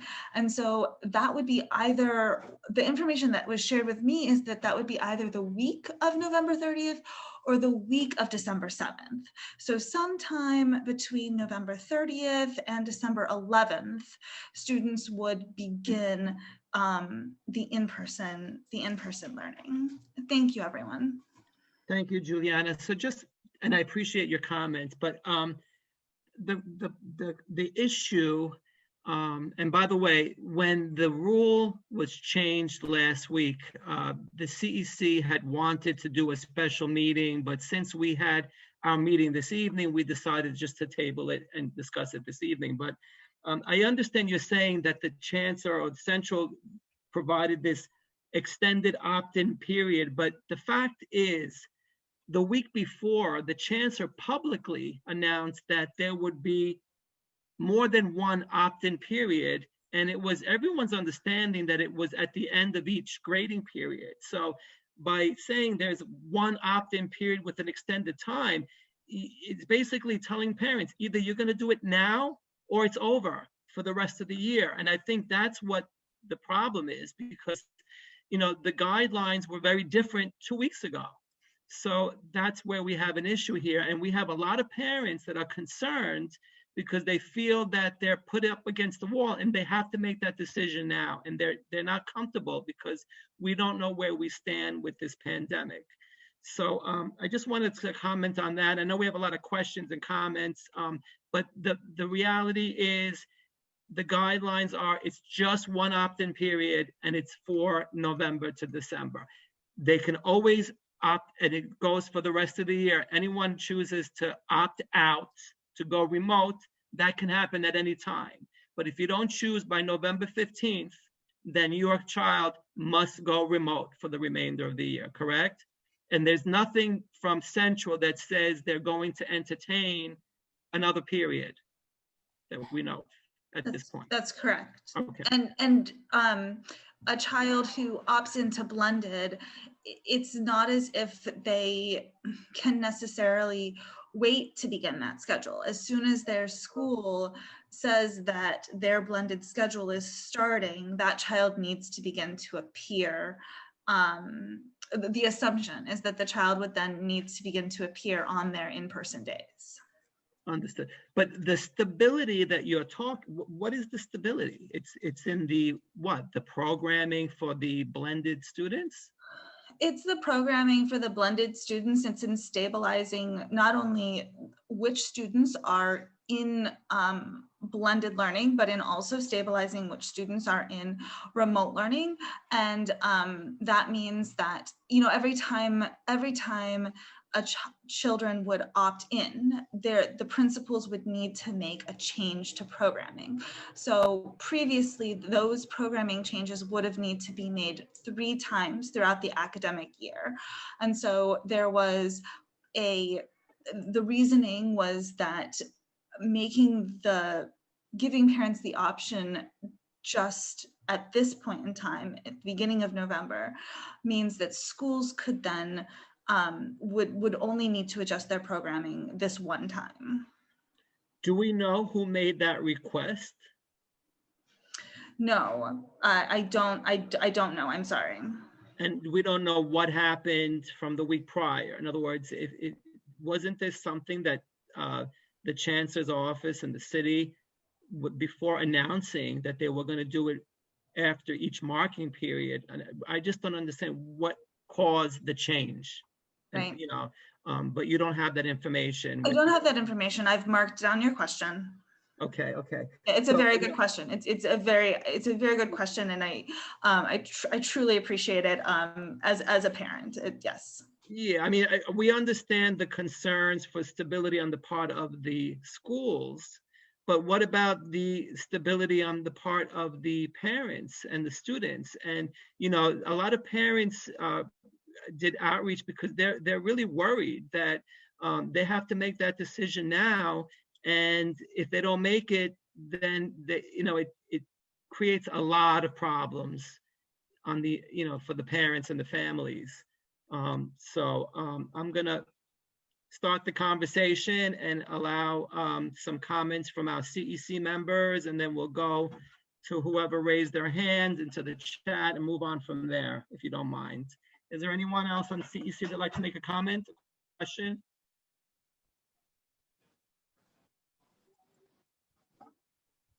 I guess I'll go. Go ahead. Who's that? Monica, I don't see you. Brooke. Are you there? It's Brooke. Oh, Brooke, I'm sorry. I didn't see you. I'm sorry, Brooke. Welcome. It's okay. There you are.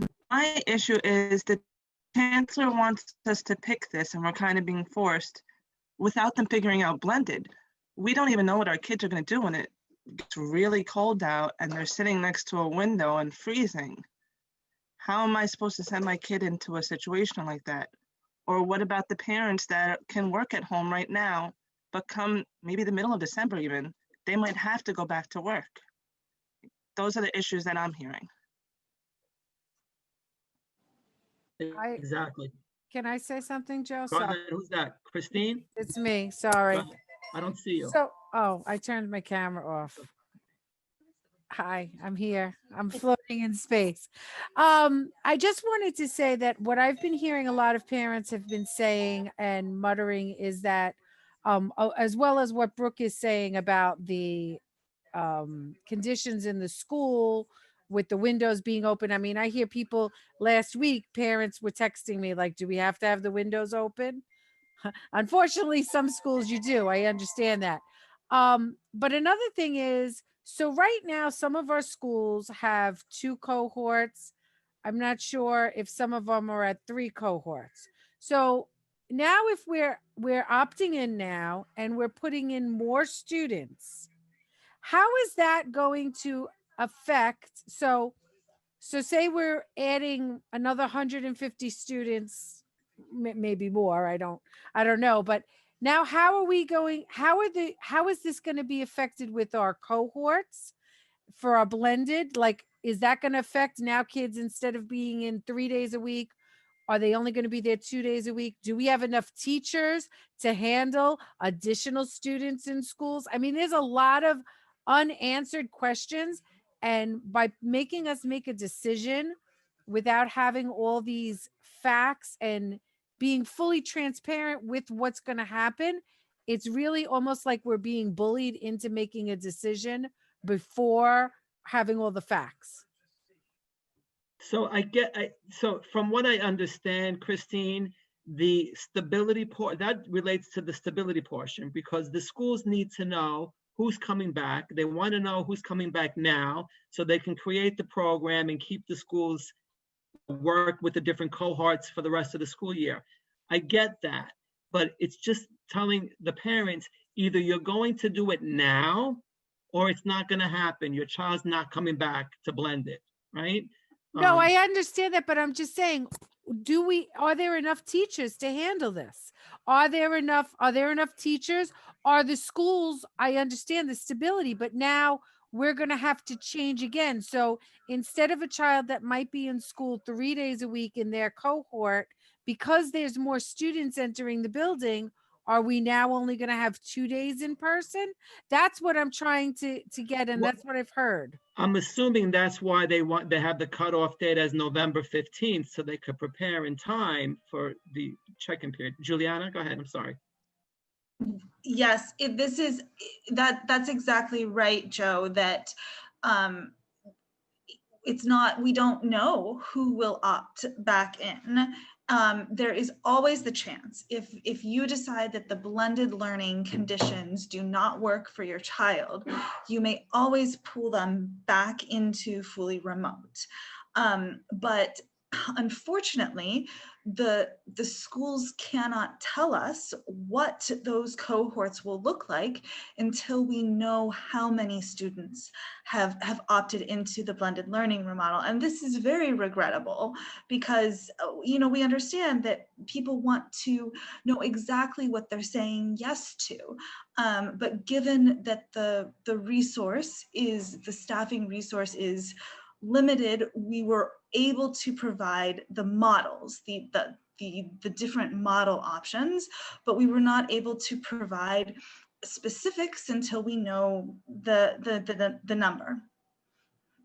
So there is a chance, there is a chance that a student who's in school 3 days a week now, when this is all said and done, might only be in school 2 days a week. So now the kids that are in blended, that have been in blended all along, they're going to be suffering as well, because now they're not going to be in school 3 days a week. So it's this decision is affecting, and I understand the stability. I get that whole thing. I'm just saying that I don't think there was enough thought put into how, what if everybody says that they're going to what if everybody, what if 80% of the parents say, okay, we're going to opt in? Do we even have enough space in the buildings to maintain social distance, to have all these kids in there? I mean, what's going to happen then? And then again, we're now saying, okay, sorry, you worked out your work schedule to be working for your kid to be in school 3 days, but now because everybody else is coming back to school, we can only have you in school 2 days. So you have to go and tell your boss you can't work another day. And so that's, and at least that means that your child that is a possibility that, children who are 3 days would go down to 2 days, but at least that's only being done one time. And what the answer is going to be at the end of November, rather than that being up in the air for you as a family, until the next opt-in period. So I think what Christine is saying, Juliana, is, are the schools prepared to commit? So if you get another 100 students that come in now because they have to opt in, where are the schools? How are you going to accommodate the distancing? The teachers, I mean, there's a lot that the school's going to take on, assuming that you have a lot of parents that decide, because you know what, I have to opt in, I'm going to do it. I don't know, we're already 2 days into it. Do we have any numbers of how many parents already opted in? We don't have that, right, Danielle? Nobody has. I think I'll get that information later this week. Okay, I mean, we'll know it by the 15th, but I think that's a very valid comment made by Christine. I mean, if the parents are going to commit to send their kids back, is the school committed to a safe environment for the children? And are they going to get an education? Absolutely committed to a safe environment, but Christine's point remains is that that means that it will affect, in order to maintain the social distancing, it may affect the cohorts. Like, she makes a very valid point. And then you have the at-home days, which are going to be extensive, and it's just, I don't see the stability there. I'm sorry, I just, I don't get it, but maybe it's not. No, I mean, I think that it was, I think that, when you talk about stability in one aspect of this, you sacrifice it in another aspect, of course. Right. I have a question. All right, Monica. So this is, so to my understanding, it's a public school, correct? So you're gonna tell me, let's say my sons are going blended, but let's say my kids were going remote only. And then my boss tells me, you know what? December 1st, you have to go back to work. And I never opt them in back for blended. Now my kids have to go to school.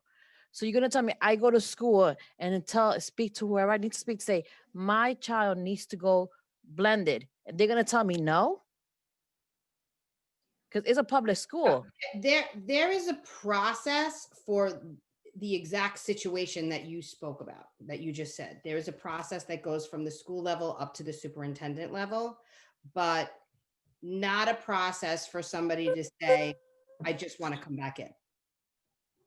Do you know what I'm saying? There's always been that process and we look at those on a case-by-case basis, but there's not an option for somebody to just say, well, I want to come back into blended and not have the same type of situation that you were describing.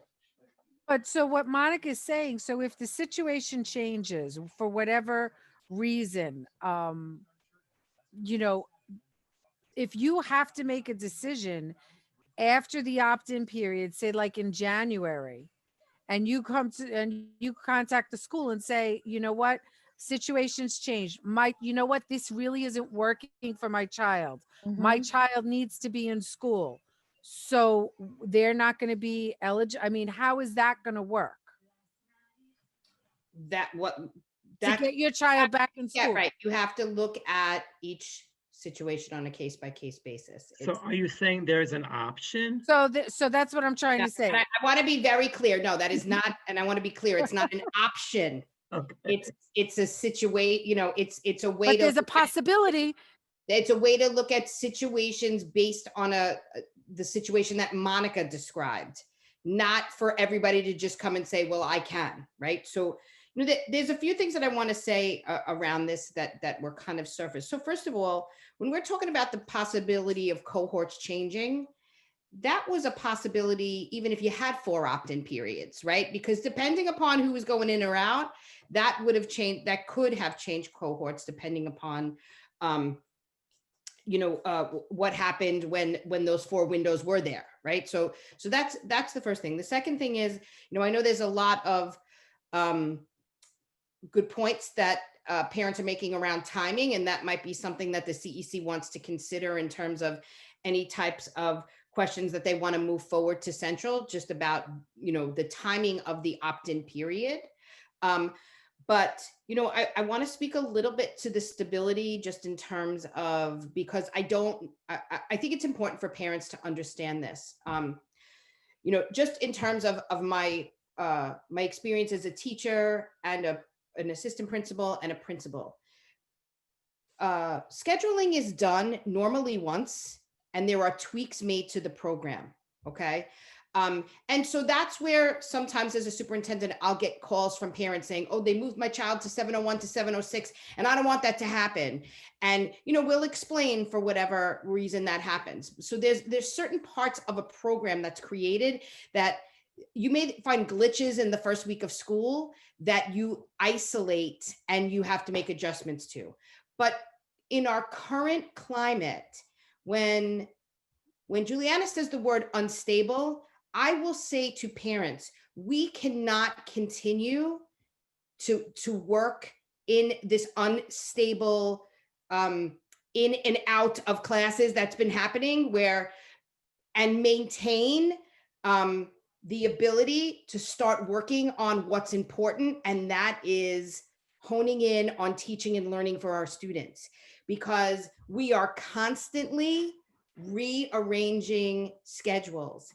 And although I know that parents are upset about this, I also think it's really important for you guys to know, if we are constantly reprogramming, then we can't spend time on things like professional learning or supporting teachers in their new learning environments too. We are constantly, continuously collapsing classes, moving kids, going back and forth. And at some point, when we say stability to a learning environment, that has to start happening. As an educator and a mom who's seeing it happen, I'm saying it's important.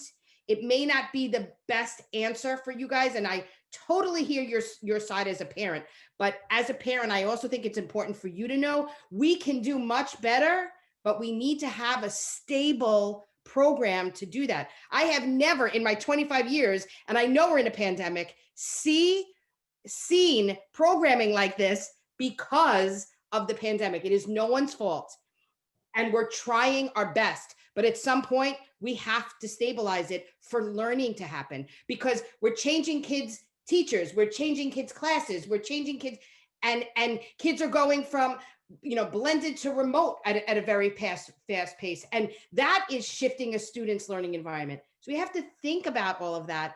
And I am hearing everyone's side, but you hear my passion? Because this is just as important, because we need to get our kids learning.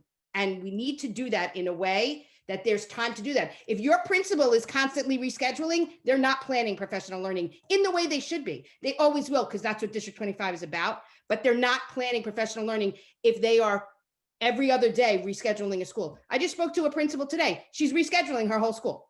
It happens on a weekly basis. So I get it, but the problem here is it's gonna happen regardless of the parents choosing to opt in, right? You have parents, they're gonna all opt in now because they have to. You're always gonna get students that are gonna opt to go remote. So you're always gonna have a situation where you might have 10 kids in a class, and then you may end up with 2 kids in the class, and then you have to reschedule anyway. So it's gonna happen, right?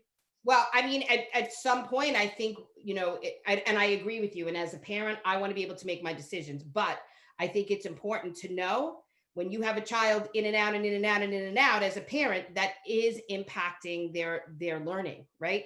So it is like we're saying, like, I believe that we're open for just, the conversation, and I'm hearing parents about this right now. But although you don't want to hear that side, that's really important, because at some point we can't spend the entire year rescheduling the school on a weekly basis. Scheduling takes a principal, and I know because I was one, all summer, 5 or 6 or 7 weeks.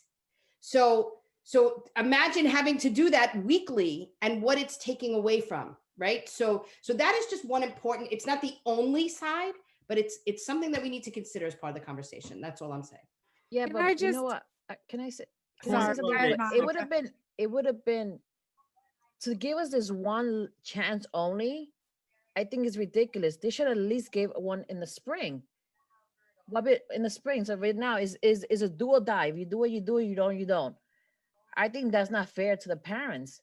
Yeah, So I you're saying agree. From the going to timing is off. having 3 to 4 choices, now it's one time. That's it. You do it or not. I also kind of bounce off what Monica's saying. I think that I'm curious, why now? Why the timing now Thanksgiving time, the end of November. Start of Why flu did season. Right. Why not wait until January after the flu? Like, why now? All along they've been saying that round 2 or wave 2 So yeah, it's gonna be now. is coming now. Exactly. So why now? Like, I would like to get more insight as to what their decision was to do it now and not do it in January. I understand what the superintendent is saying, and I know from speaking with my principal, I know scheduling is a nightmare. Every time I talk to her, she's telling me about it. And I understand that. And I sympathize with every single principal that's on here. And I totally get it. My question is, why do it now? Why not wait until January? Why not wait until after we get through where they keep saying the second wave is coming, the Yes. second wave is coming. So let's kind of let's work together. This is unprecedented times. We've established that. I think that our students and our schools, our district has really pulled through in this pandemic, and we've really worked together to come up with solutions. But I think now we really need to kind of really have the chancellor look at why now. That's it. I'm done. Yeah, I agree with her. Juliana, that's a good question to send up to Central. Right? I mean, that's Absolutely. I think it's the timing, correct? I mean, because the flip side is the students that are going blended now, they're getting their stability. We started less than a month ago, right? It's not, so why change it up now in December? Let it go through the winter time and start in the spring. There are a lot, if you're going to give us one option, why do it now? Exactly. Right? Especially At the if worst time. At the scheduling worst is- time. Right, but if the scheduling is so hectic as you say it is, and the principals is continuously changing schedules now at this point, why can't we allow them to get the time frame to get stable, where then at some point they could say, all right, I have this amount of teachers that if when the blending, more kids decide to come into blending, I have this staffing, I have this, room in the classrooms. Give them time so that they be able to monitor what everything that's going on. I mean, if it's so complicated now, why make it more complicated for them? And this is all new to everyone. So why Correct. not wait until January or February so they can get familiar with this, get their scheduling together, find out how much staff they have left, See how what it room that works. they have exactly, and then let the kids get used to the remote that they are doing now and the blended. If you keep switching the child's schedule, how are they going to get educated?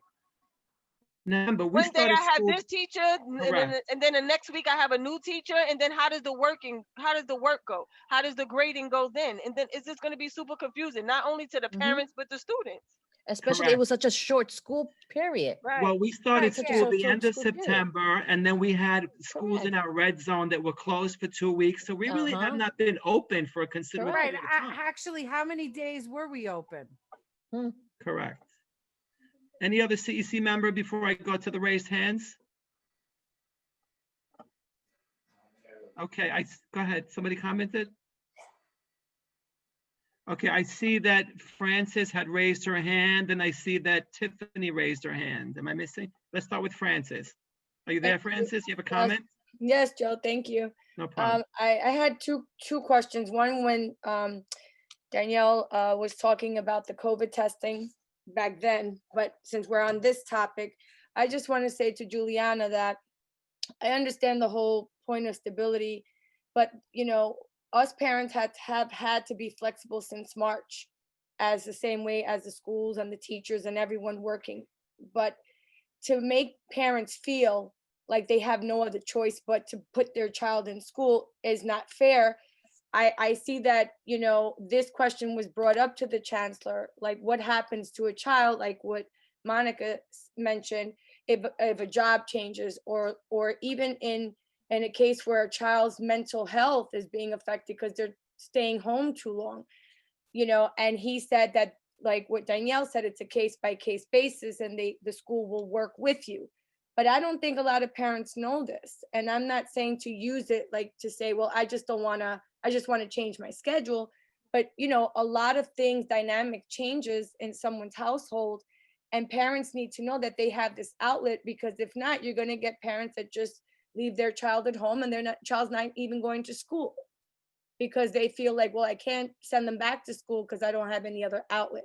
What I'm saying is that more information needs to be given to parents on what scenarios they can use, like if a job changes, or if the mental health of a child, or if they move, or whatever the case may be, but just to give this. And I think that, you know, like Joseph said, if you put everything all at once, it's going to bombard the principals. I mean, if you do it quarterly, it could still be crazy, but at least people won't rush all in at once, you know? And I feel like with what they mentioned with the COVID coming back in the flu season, November, it's just putting parents in a lot of tough places. And I think, I honestly think they're going to be more flexible and in January have another time. I just think they just want to know steady numbers now. Point well made, Francis. Thank you. Yeah, I think parents need to see where this pandemic is going, right? I saw Tiffany raised her hand. Tiffany? Yeah.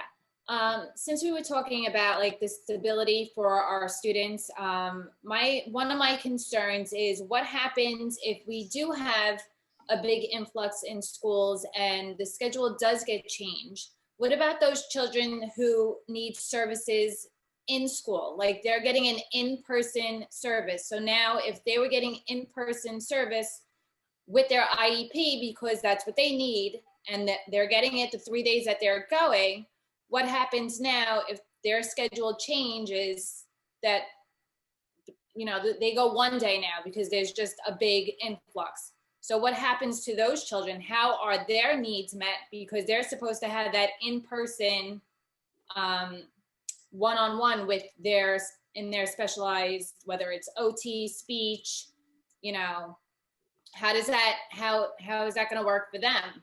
So when something important to know is that when decisions were made about current models in District 25, we, in terms of the blended model, had conversations with our principals and principals in turn with their staff and school leadership teams around the blended model being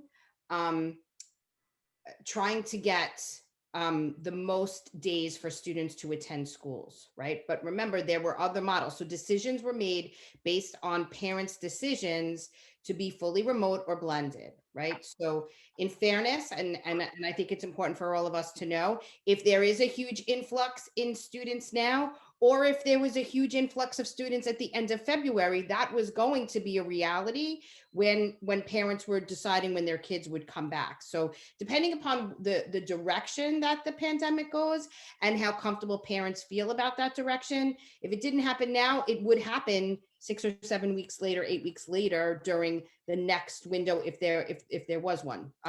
So taking that into consideration, I think it's important to know, depending upon who comes back, it may trigger a change in model, but principals are, you know, well aware of trying to maintain as much as possible what we currently have.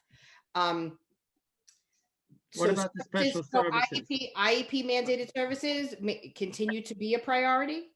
And that is discussions around based on what we, you know, what is happening at each individual school. And that would be communication to each individual parent with an IEP to see how we can best get those needs delivered to them at each individual school. So I can't speak generally to that because it depends upon a lot of different variables right now.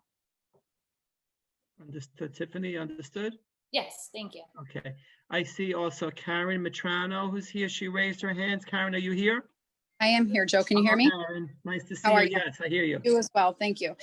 So I have a couple of comments around the stability. I understand that the chancellor made the decision because there has to be, their thought process is there has to be stability within the schools. But on the flip side, we're saying that had we remained with the 3 additional opt-in periods, that cohorts would have changed at any point in time and could have changed at any point in time. And if students can continue to go from blended to remote, that is in turn going to mess with the flexibility.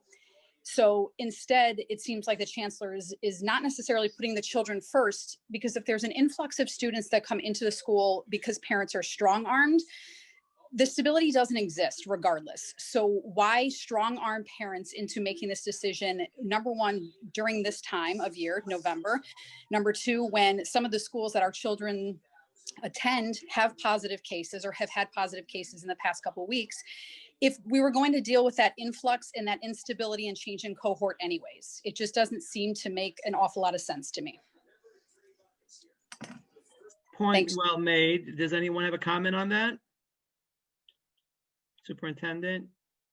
No, I mean, I hear, I think it's, yep. Yeah. This is the issue of timing, and this is the question that I will take back to Central. Thank you for voicing it. Okay, thank you, thank you, Karen. I see Michelle Abril. Is she here? Yes. Hi, how are Michelle, you? how are you? So I have a quick question. If our child's school is willing to be able to offer parents the opportunity to opt in quarterly for remote or for blended learning, is that a possibility? And will the DOE support that if the school's decision is to listen to the parents, listen to the families, those who are expressing that, this shouldn't be the only time that they can do it on a quarterly basis? Is that an option? I think that's a question, Juliana, you might be able to send up. I don't. Yeah, I don't, that hasn't been part of the communications at this time. So there isn't an answer, but I will ask Michelle. So that is my understanding, that there is no option, right?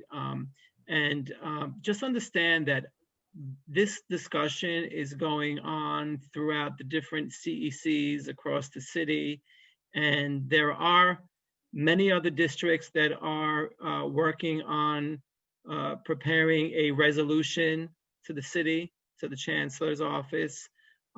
We as a CEC, that's why we're having this discussion here this evening, because perhaps we do want to prepare a resolution and come up with a solution and make an official comment.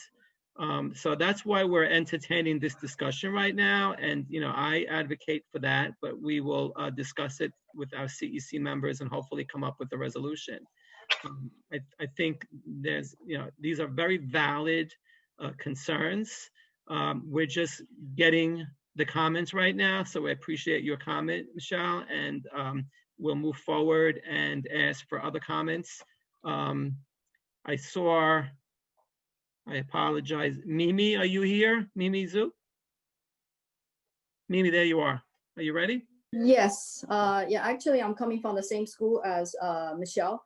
I think one thing I would like to make comment about the stability is that, as far as we know, there have been only two changes. A is from March, we have one, everybody went to remote, right? And then starting from the new semester, the new school year, we have given, all the family were given one chance to, opt in, opt out. And then we're already looking at 4 months down the road. For the rest of the year, I'm thinking just it's fair for the DOE to give the families options, because if you're looking at stability, regardless, there have been families due to the concern, they drop out from the blended learning to opt out. Regardless, the statistics, the number has been changing. Like for my school, PS 244, for instance, we started from 65%. The blended learning right now, it's the stats is 75% to almost 80%. So regardless, realistic, their family some changes. So why not giving people some opportunity, of the families opportunity for at least opt in next year, the beginning of the spring, or for 3 months of learning, at least be able to be in school, because remote as much as we can for the younger kids, it's really tough to, we're still really missing the in-school opportunity. So I felt like the most of families really unfair that you've been really taking away the opportunity for the family that willing to come forward. We're just at this point, we're just watching the numbers and see when we're comfortable, we can put our kids there. This is a really bad timing for that decision. And we wanted to make our voice heard by the central. This is definitely not scientific. Like you should at least look at a number. I don't know how the decision is making without consulting with the families. And this is how common people thinking about. I understand the stability part, but you can't just thinking about the consistent. I understand consistent, but reality wise, this is a once a lifetime, maybe in 100 years you're facing this. So I'm thinking we have to come up with some flexibility way of offering families more options to more time to opt in, at least like 1 or 2 times of next semester. That is the comment from my side. Thank you. Thank you, Mimi. So those are very good comments. It's not just for the younger students. There are a lot of students that are in middle school or the graduating class, the 5th graders or the 8th graders. And, a lot of these families are nervous right now because they think that they're going into a second phase of COVID infections. And they really anticipated that their child will get back to school in the spring and perhaps have some sort of normalcy in terms of closure and, graduation and whatnot. So, I mean, these are like concerns that, I think, I don't know if Central or whoever made the chancellor's office, I don't know if they were heard, because they're valid points, and it just seems just very sloppy, and it just seems, I don't know, it changed. I have no confidence in the central system, with in our mayor and our chancellor, because they say one thing and the next week they change it, right? So we should have had this conversation before they set the guidelines. Now they're telling us we have until November 15th. Where does that leave parents right now, right? So, I would suggest to the parents, opt in for your child, and then, let's see if we can, come to some other point where they'll give us another option, but you may have to take your child out again if you're that concerned. I do want to comment, because Karen had mentioned to me, she had sent a wonderful email to her school, and I know it went to the district office, and I think Karen wanted to make sure that that email went to the chancellor's office. I see, Karen, you're still on. I don't know if that's going to be forwarded or not, or we can, probably deal with it, address it in our resolution, Karen. Does the district office have any comment about that email? I forwarded that email. So it went to the chancellor's office? Yeah. Thank you. Thank you. Karen, do you want to comment on that email? Since you wrote it? No, it basically was my sentiments that I expressed, that I feel that they're not putting the children first. The chancellor and whoever he decided to partner with, if anybody, before this decision was made, they're not putting the children first. They're not taking into consideration classroom sizes, influx in students, being able to maintain social distancing requirements. They're not looking at, parents' schedules. And somebody else made a comment earlier that as parents, we had to literally overnight manage our students and put our students first and try to figure out how to make them adjust to remote learning without any guidance from anyone. And slowly we got that guidance. And thankfully, my kids are in schools where we are getting good guidance, but not every child is. And I feel like the DOE is forcing our hand to and put us in a bad position where they're making us choose between our child's education and our child's health. And I just don't know, pardon me for being so passionate about it, but I don't understand who the chancellor is to think that he can make those decisions and not consult people, especially, the principals and the people that I've talked to found out at the same time that we did. It's having a great effect on our students, not only from an education perspective, but Joe, also from what you said, we have students that did plan on, trying to get back into school in the spring to have some level of normalcy and get back in to create the stability that everybody keeps talking about. And it just seems that the decisions they're making are not supportive of what they are claiming their message is. So that was kind of the gist of the email. Thanks, Joe. Thank you, Karen. So look, I'm reading the comments in the chat and I get it. And I want to put, I do want to give, acknowledge the schools, the principals. Yes, it does create some disarray to put in another opt-in period. I'm not saying that,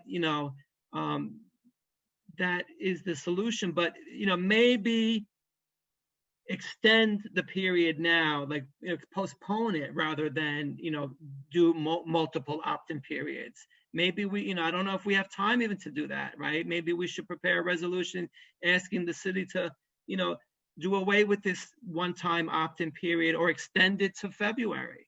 I mean, that's something we need to discuss as a CEC. Are there any other comments, questions, any raised hands? CEC members, are you there? So do the same rules apply where if you opt in, you can go remote at any time after that?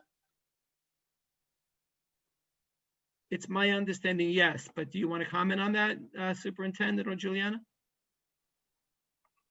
I would have to follow up with that. I don't want to say yes or no, but I'll get back to you. Actually, let me text somebody right now. So I thought that the parents always had the option to pull their students out. I don't think that's changed, but I don't want to answer and say absolutely right now. So let me just get that answer, but don't think anything's changed. I think Danielle, it says it on the, this is Francis, the information that was sent out to parents. It says it on there that you can, once you blend in, if you decide later on you want to go out, that's always an option. I think it does, but I just want to triple check. So the point would be, I mean, if parents think that this is their only option to get in, just to get in, and then if it doesn't work out, just pull their kids out at any time. Now, if there's a lot of students who decide to pull out after they opted in, I'm just thinking of the worst case scenario where, let's say 50% of the students just said, oh, you know what, it's not looking good, there's stuff, I'm going to pull them out. Wouldn't that require rescheduling, and wouldn't that require probably people who wanted to get in who couldn't, an opportunity to get in at a later time? And it also wouldn't be fair to those students that are currently going blended, because now it's going to create all sorts of changes again, right? I have a comment, Joe. Go ahead, Rashmi.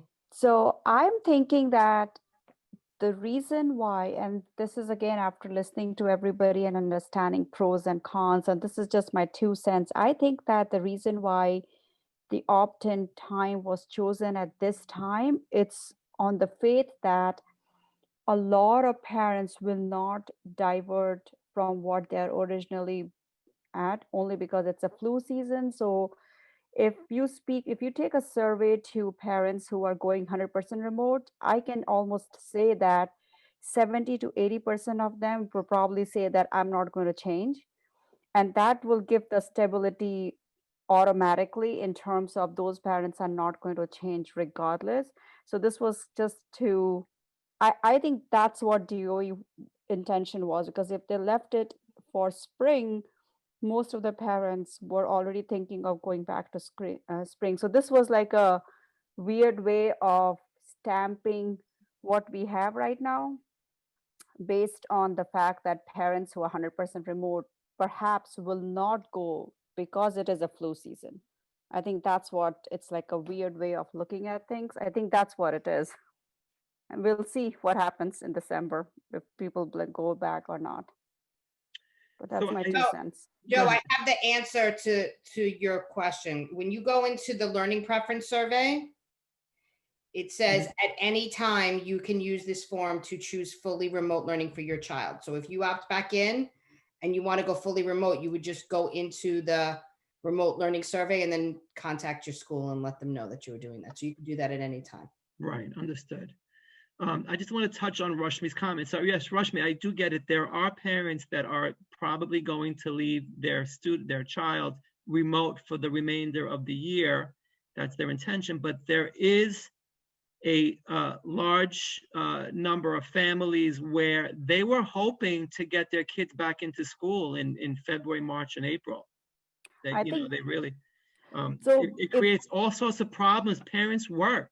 Parents have been That's home. right. You know, some parents have work schedules. They have to start working in January. You're talking about childcare. You know, it's a very, you know, difficult decision to make. It's like you're having like as a parent, they have to choose, okay, do I pay the bills or do I keep my child home or send him to school? It's like they're against the wall. Do I go to work? Now I have to go back full-time work? What's gonna happen? I think it's unfair to have it now. Like I agree with Christine, to do it later in the spring and give them an option better. Do you And, think they're going to? parents are commenting in the chat saying, look, we had a very short notice to make that decision. It's not like we had 3 months to decide. They gave us, you know, a week, 2 weeks. You know, it's a very difficult situation for those parents whose kids are in the remote instruction. And I see their point. I mean, I particularly, my child is in the blended, but I see the point of the parents who are fully remote. Right. I'm sorry, Rashmi, I interrupted you. Go ahead. No, that's fine. I'm right. I mean, I agree with you. So that's what it is. And also kids who are going blended, they will get affected too, because they won't have the same stability and the same surroundings as they had it now. So it's a catch-22, unfortunately. It's a decision it's a very personal decision, but it also affects on a larger scale to a lot of things. I will entertain Francis, you raise your hand again, or is that from before? Okay, I have a question. I put in the letter of what the chancellor sent for November for the opt-in. It's in the chat, so if anyone wants to open it. It's the last letter he sent about the opting in, and it does state that you can go remote, but you do have to fill out, like Danielle said, the link. I just wanted to say to Juliana, since you're going back to the chancellor with our comments, that I just feel as a parent, I'm a little upset that, you know, we've been kind of like pushed around in the sense of the DOE making empty threats towards us, in the sense of, if you don't fill out this consent, you know, form to test your child, you may be asked to stay home. And then when we come to these meetings and we ask the question of, well, am I going to be sent home? We receive the answer, well, we don't know.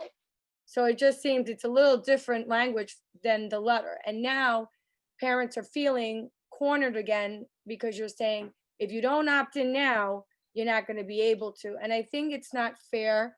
I think we've been pretty patient, you know, and it's been very difficult for us. And I'm glad that we have the parent chat, and I'm glad people are voicing their opinions. But, you know, we've been very flexible, using our homes as schools, right? And parents being teachers for 9 hours out of the day, because after the 6 hours of school, we're still doing homework at home.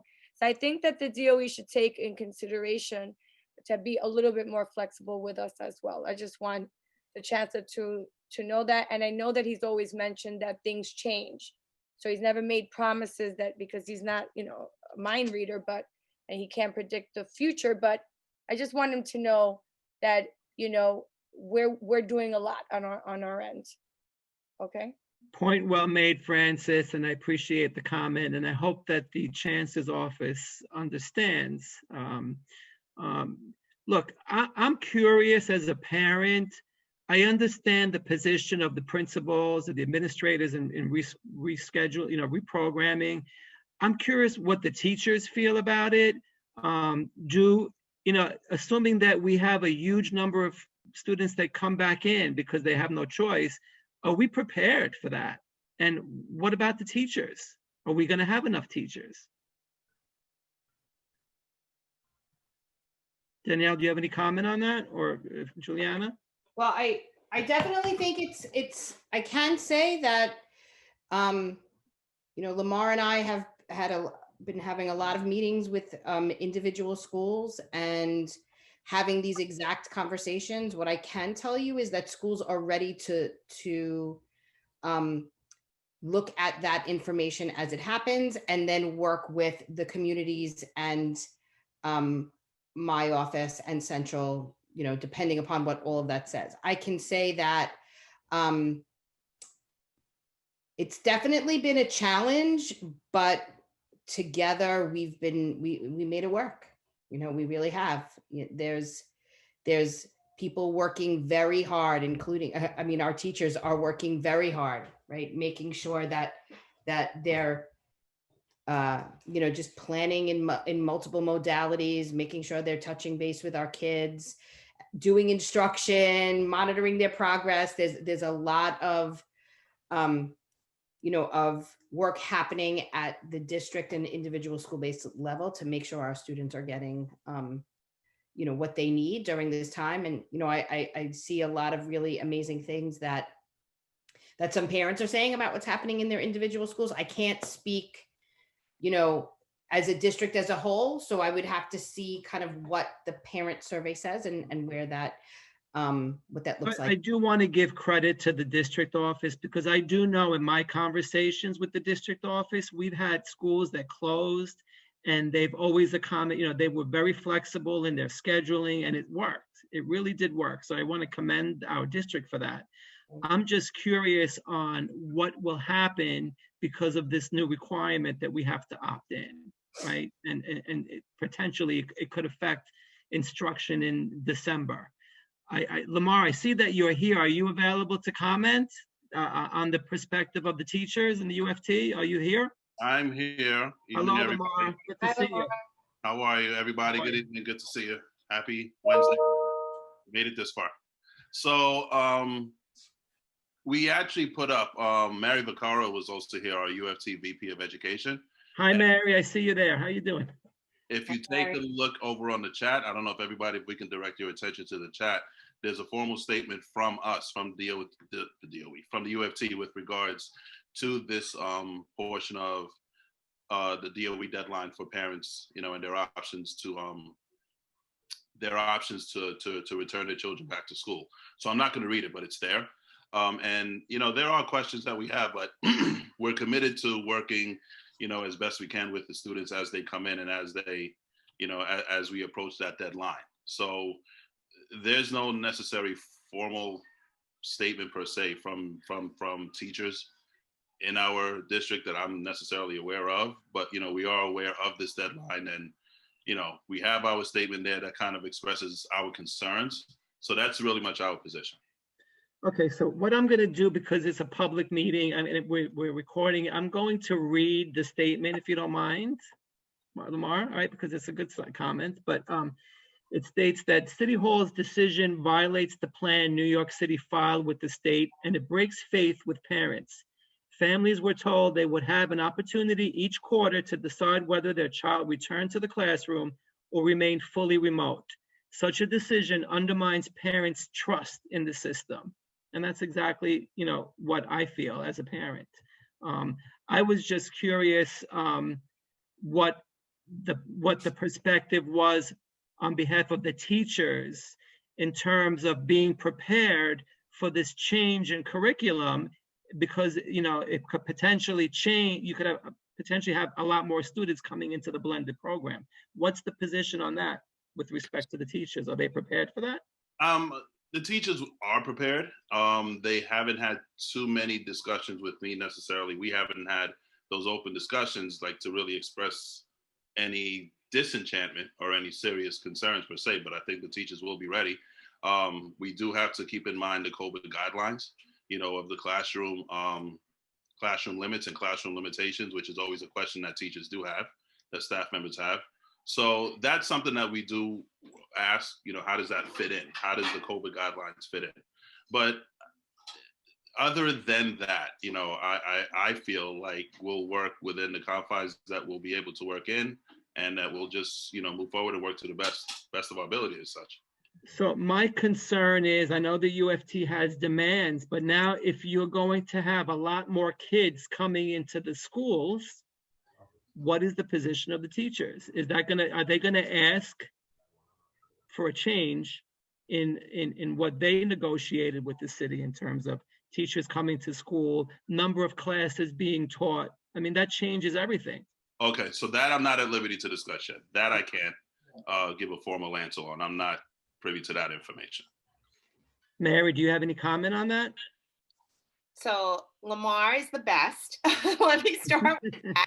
But here, one of the pieces I can tell you is we've negotiated, I don't want to sound like very philosophical, but we've negotiated what we've negotiated. The city has to uphold their end and follow with our negotiations, which they have not even done to date, which could be a whole conversation, Joe, as you know, on its own. Right.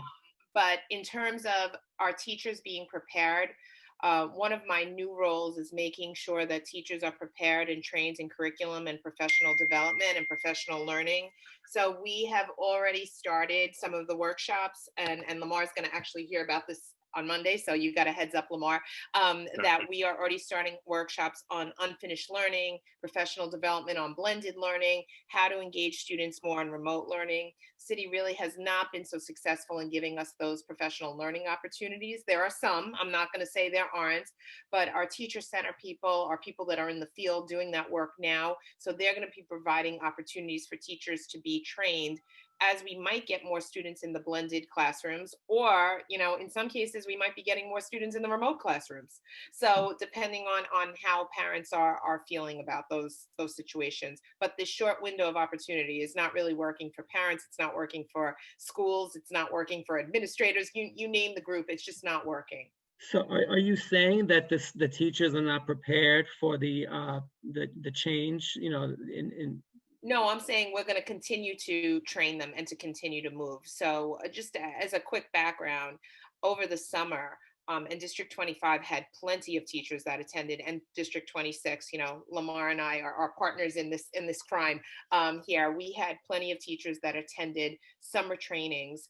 And in fact, to the point, and I think there's an article that's going to be coming out shortly about that, to the point that we originally were going to take like 250 to 300 teachers in each workshop.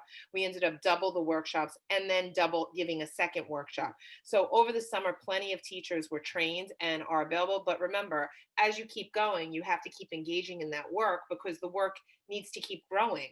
So, you know, so we're going to continue to go. So we think that they're prepared. It's just that we have to continue that growth. This is still new to everyone, and things we had never anticipated are coming up every single day. So a couple of things.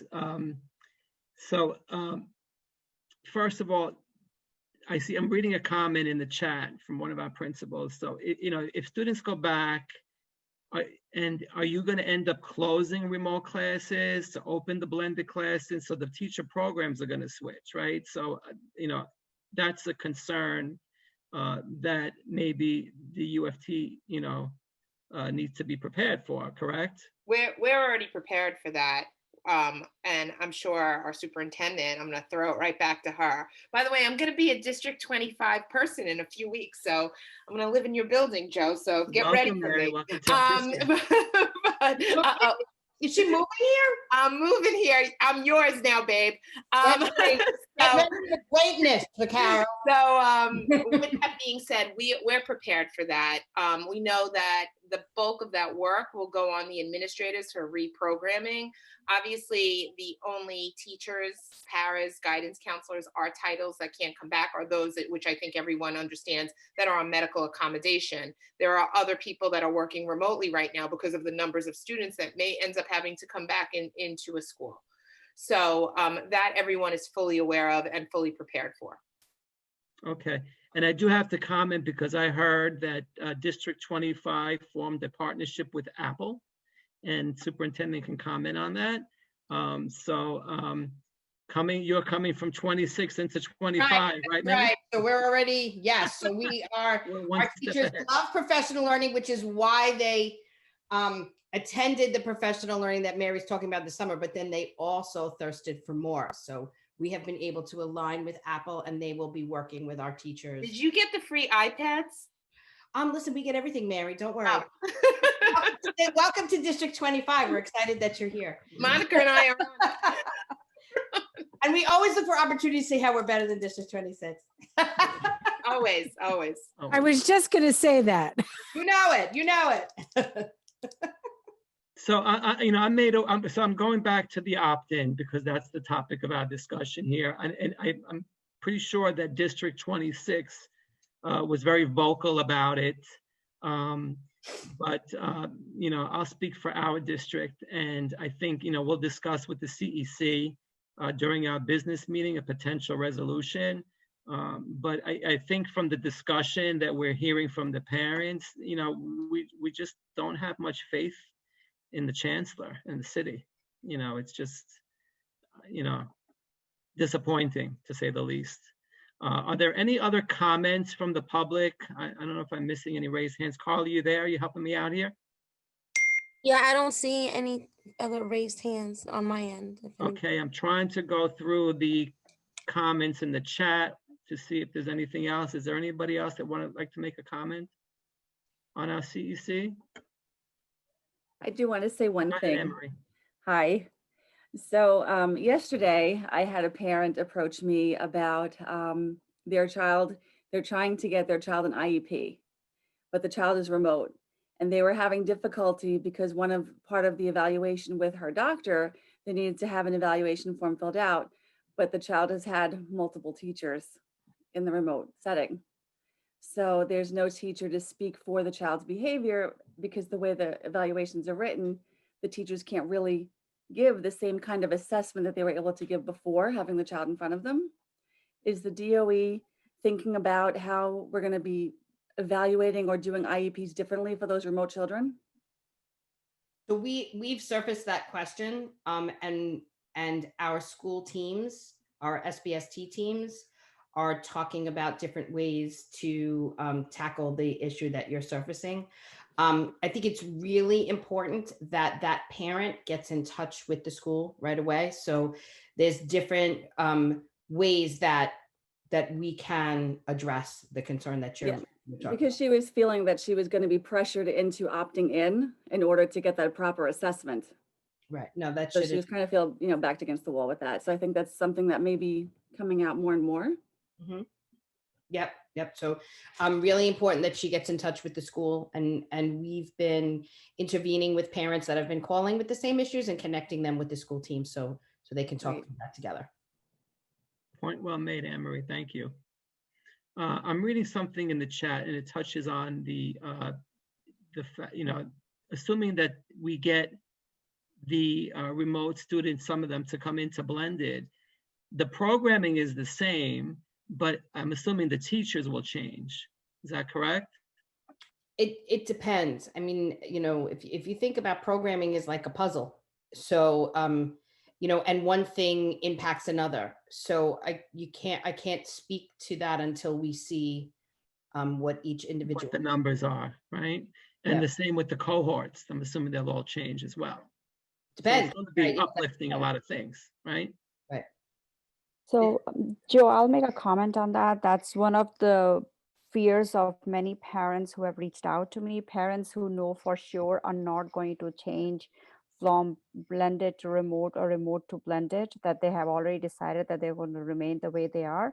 And they are fearful that even if they choose not to change, their teachers, which their kids are getting used to, understanding, have a relationship, may change.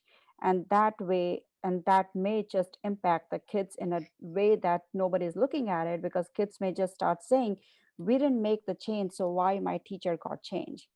You didn't make the change, mommy, so why did my teacher got the change? So that's something that some parents are voicing. And I guess nobody has a clear answer to that, but I just wanted to put it out to everybody.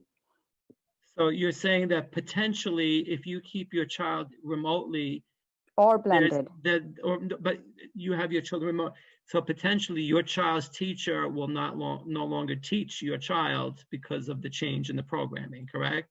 Right. That's what I'm hearing. So that's what they have. Is there any guidance on that? It really does depend upon the variables that a principal are presented with in order to do that. So I think they're going to try to keep what they can, but you don't know until you actually see what you're up against in order to adjust everything. So you won't know until November 15th. Correct.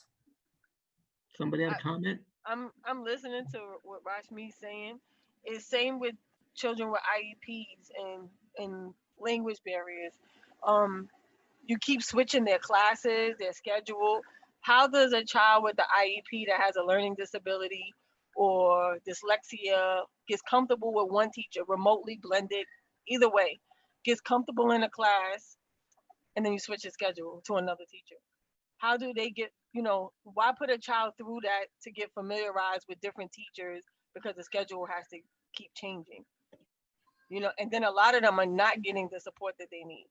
Like my son just now starting Friday, got his sets class. Since the beginning, from the beginning of the school year to now, he just started his sets class. And that's only because I called the school and tried to figure out why he wasn't in sets. But there's a lot of parents that don't realize that their kids are not getting all of the services, or they're getting partial services, and then their classes is changing, or the teachers is changing. It's very confusing on these children. And I can see that this is going to be a mental downfall for a lot of them.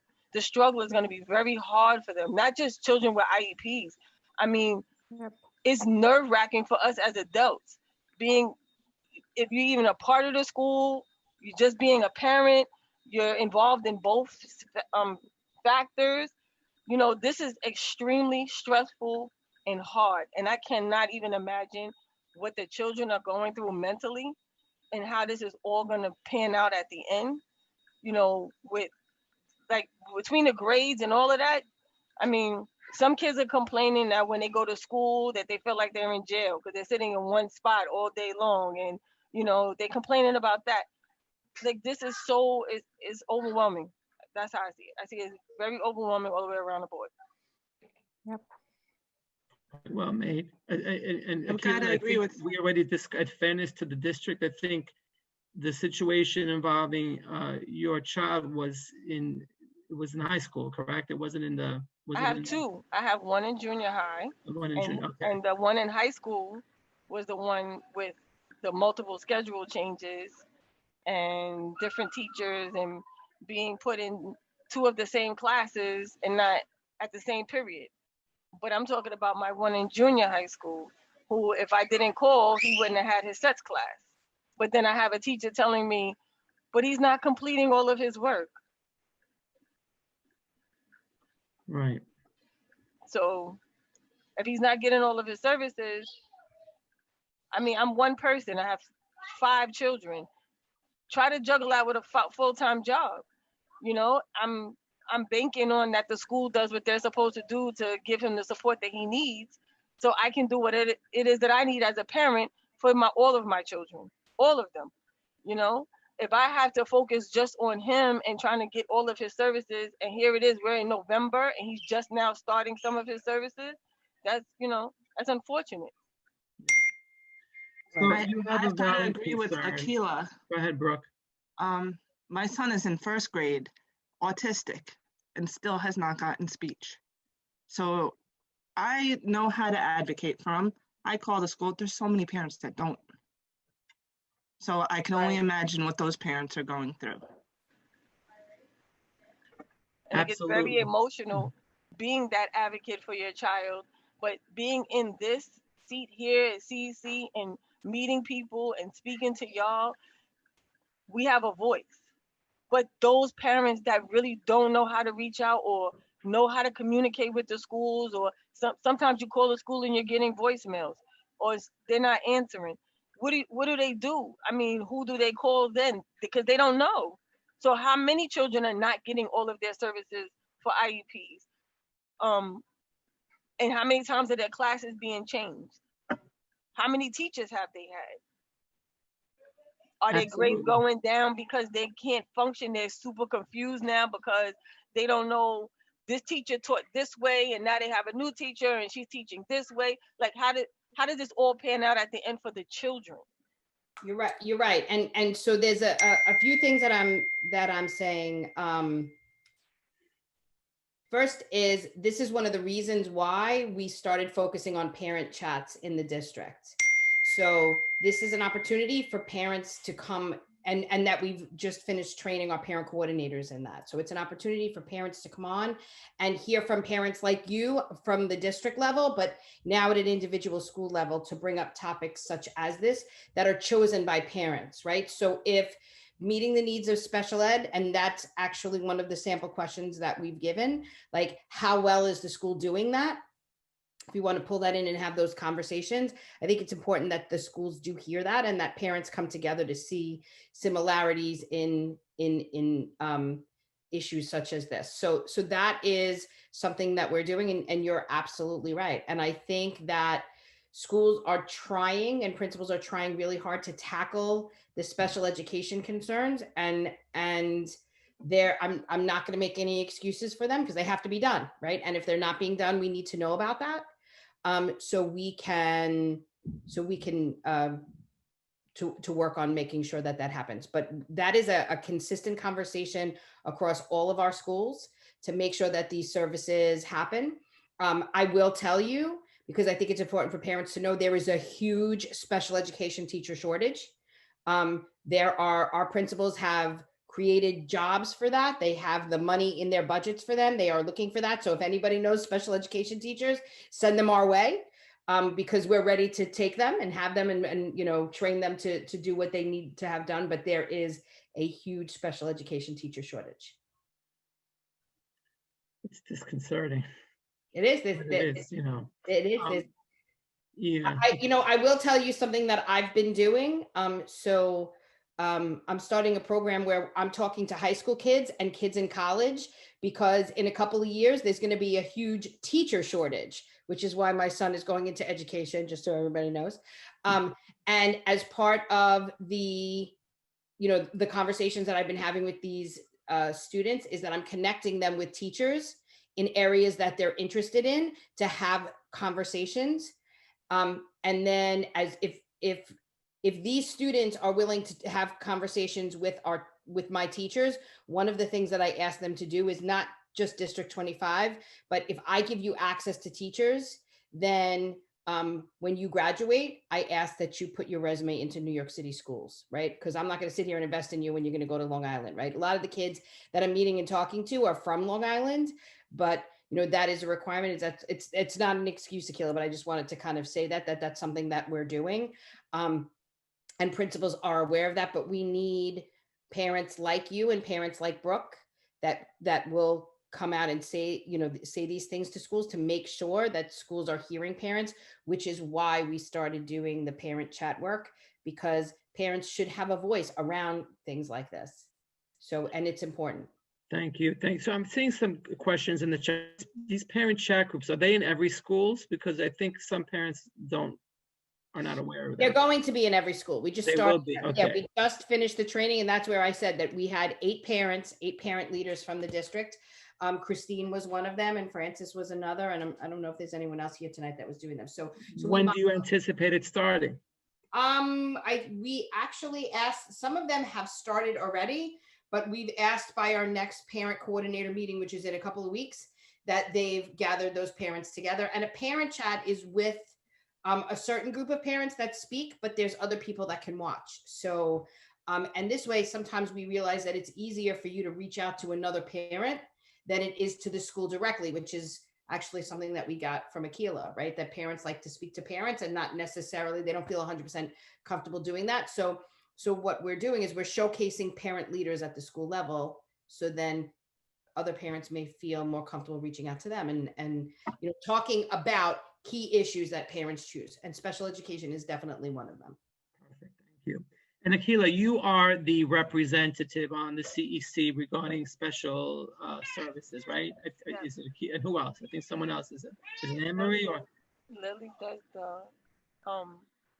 Lily does the L's. Oh, right, exactly. So I just want the parents to know that we advocate for you. So you're always free to contact the CEC to voice your concerns. You don't feel comfortable speaking at these, you can always send Joe, you are breaking. me or CEC an email, and always. Can you hear me? Yeah. Can't hear you. Sorry, guys. Am I there? No, yes, we're Okay. breaking. Reality. Can you hear me now? You're better now. Okay. So I just wanted to say, if there's any parent that doesn't feel comfortable and wants to contact the CEC to voice their concern, just let me know.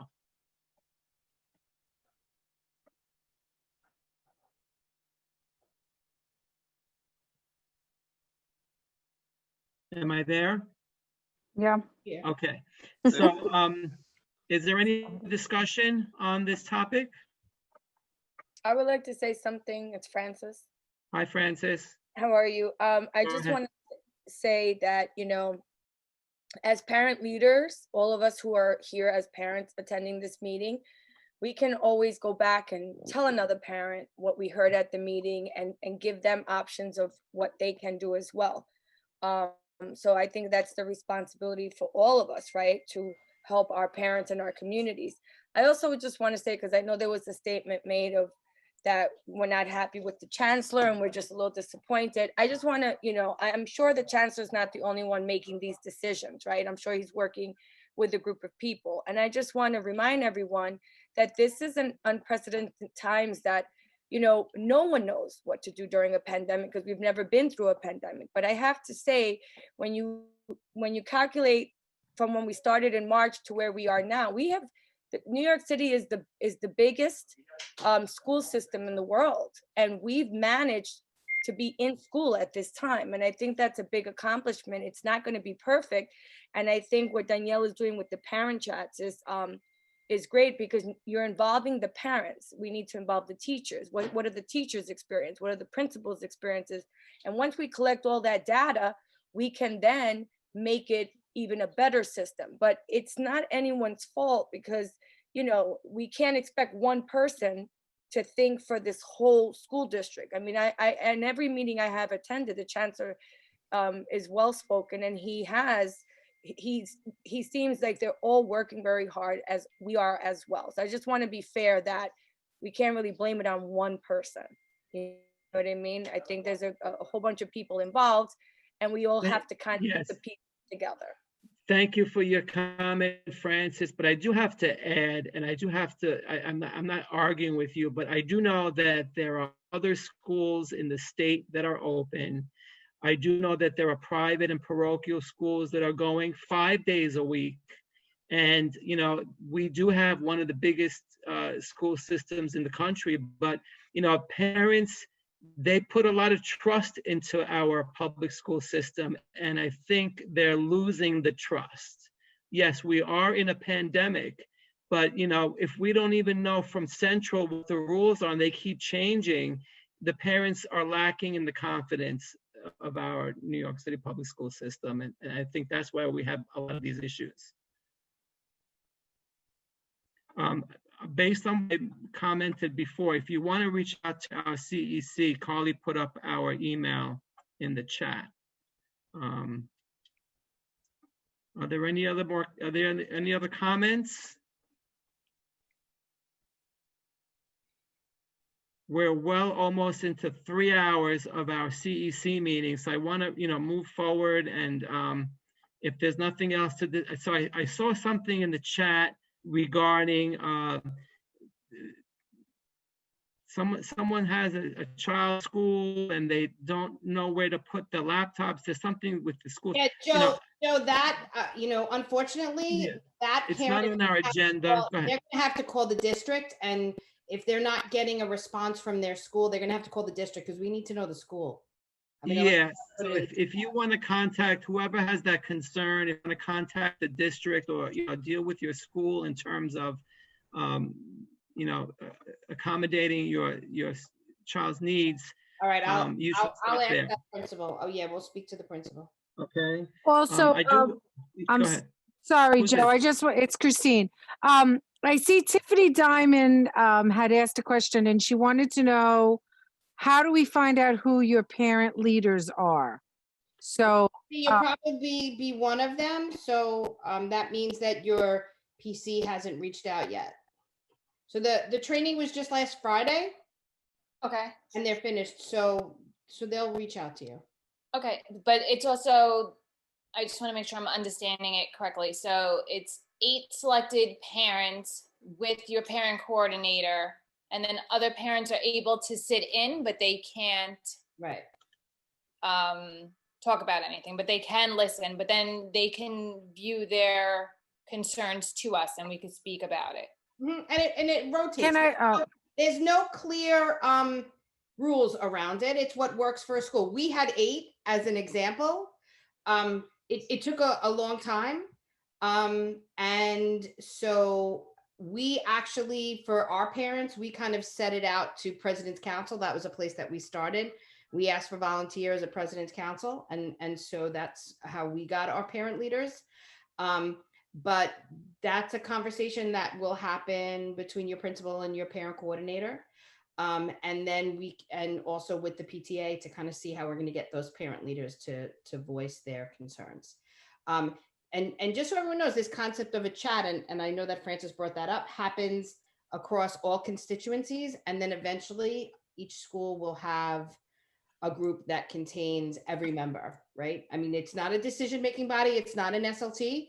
It's just kind of a place to get together and really voice concerns that are happening, and especially during this time, to hear from everyone about certain issues and how we can manage them. So if you're interested in being part of a parent chat, I would say to the parents on this call, email your parent coordinator. They will recognize what you're asking for, and they will give you next steps. Thank you. Okay, so we had our discussion. If there are no other public comments at this time, I'd like to entertain a motion to adjourn our calendar meeting, and we do have our business meeting with, unless there's something that relates to the opt-in or the grading that someone would like to comment on.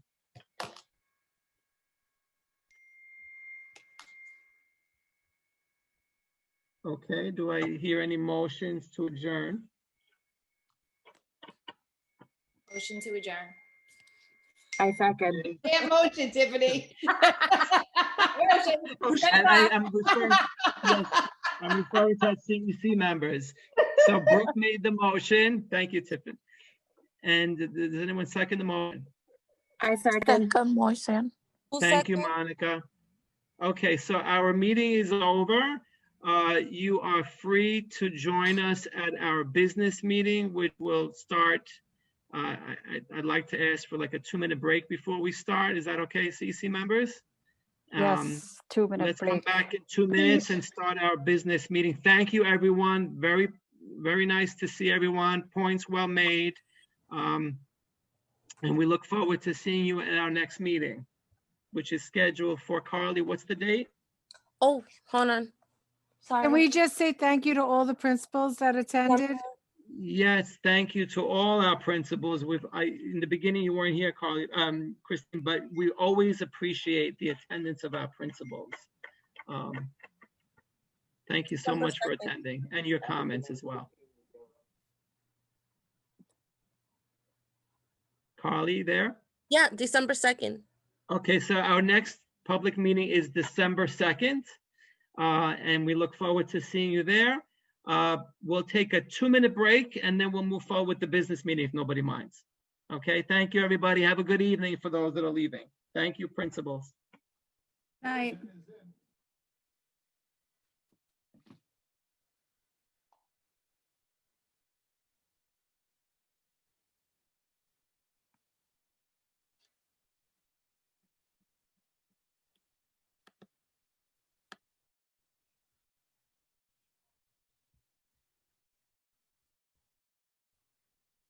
Emery, what is that? I was just going to say the same thing. What the hell is that? It's my 4th child. Isn't he? We look so much alike, don't we? The resemblance is uncanny. Isn't it amazing? This is the Halloween decoration that my son hung on my picture behind me that I had my husband take down before. I was like, I can't have that behind me in a meeting. I think you should have left it. That's funny. So, he's just been sitting on the couch, but now the cat's trying to eat him. Maybe you should let him. Horrible. Look at it, he's like, It looks like Jabba the Hutt. Jabba the Hutt's baby. Yeah. Yeah. I'm getting my election update while we're on our 2-minute break. Oh, I don't want to talk politics. I'm so tired. No election to the end of the week.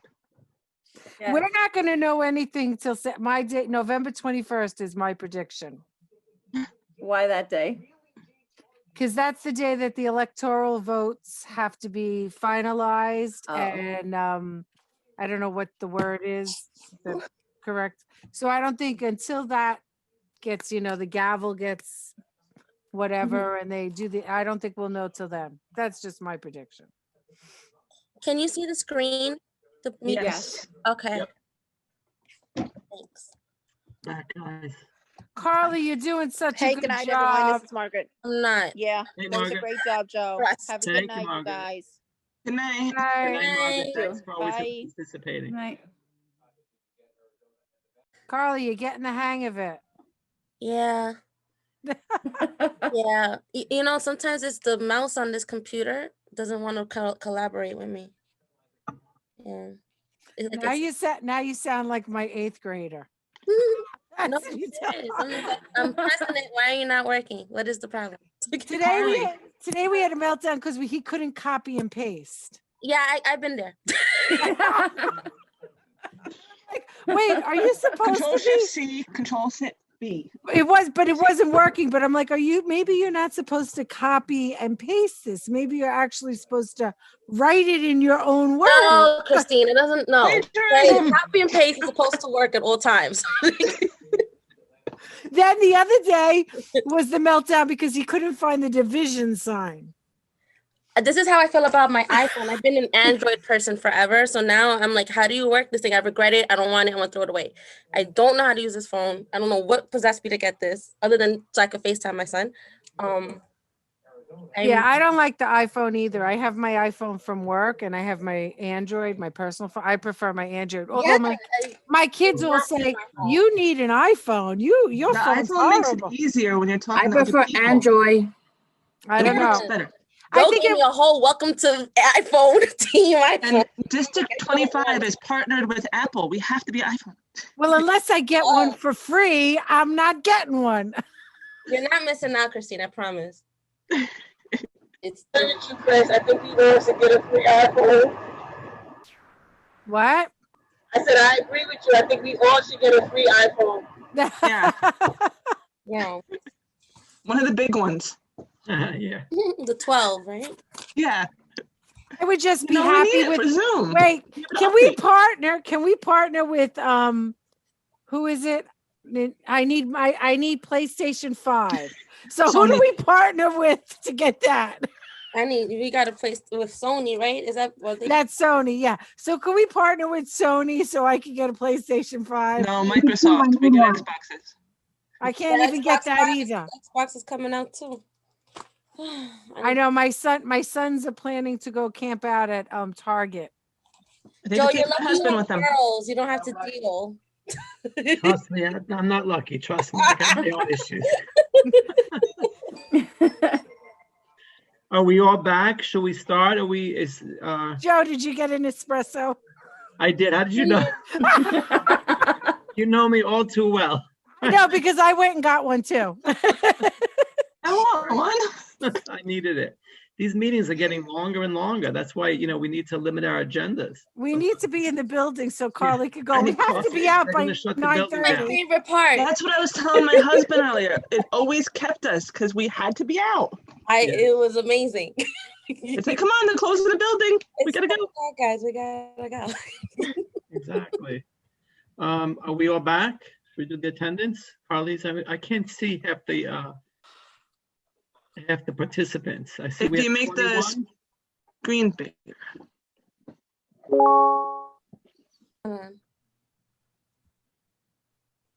Are we all here? You said make it green? Who said that? What is that? Oh no, I'm All right, sorry. I did that, Brooke, and now I just have a big Rashmi. No, I meant for him to like drag the screen down. If she's sharing, you can make them so you can see more people at once. Oh, That's what I was trying to do too, but now I just have Rashmi. Oh, so you see, back.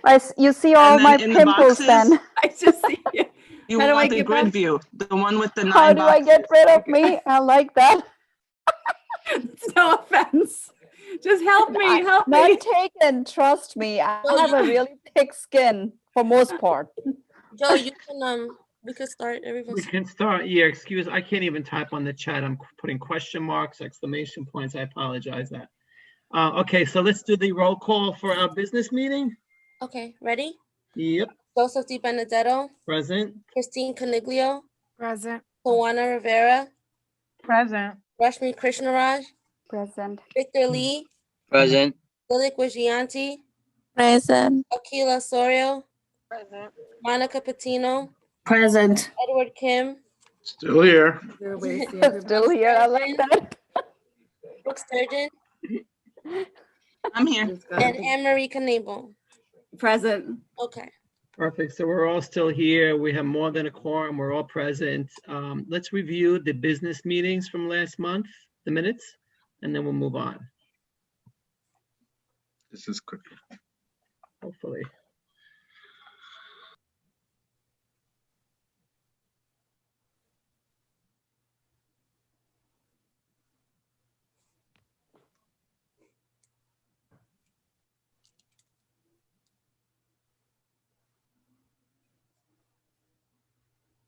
Any motions to approve? Motion to approve. Christine? made the I motion. second. Who was that? Brooke. Brooke, okay, perfect, okay. So I'm gonna just, we have a lot even in our business meeting to discuss. First of all, thank you, everyone. I thought it was a productive meeting. We always, we go 3 hours into it and then, it's just, we're like exhausted and we rush through our business meeting, which I really don't like to do. So I know I'm reading the minutes from the last business meeting. We had discussed a possible resolution regarding the consent forms to the random testing. We never got anywhere with that because then we had this other situation with the opt-in, potential for a resolution. And now we have other concerns. So, our agenda gets pretty out of hand. And I'm going to just make a couple of comments and then we'll move forward and we'll talk about it. But a couple of things, how we work as a CEC. Over the past week, we had a few incidences. I just want to set the record straight, right? I definitely don't want to discourage anyone from feeling that they can't make any comments or they can't bring items onto the agenda. But, because it gets kind of long, I think that we really need to stick to our agenda. And once we agree to what the agenda is, that we should, stick with it and we can discuss the other items at the next meeting because it's going to get like out of control, right? So we try to we try to put it all in. We have our discussions with FACE during our check-ins about our agenda, but once we set our agenda, we need to stick to it. That's the point I want to make, right?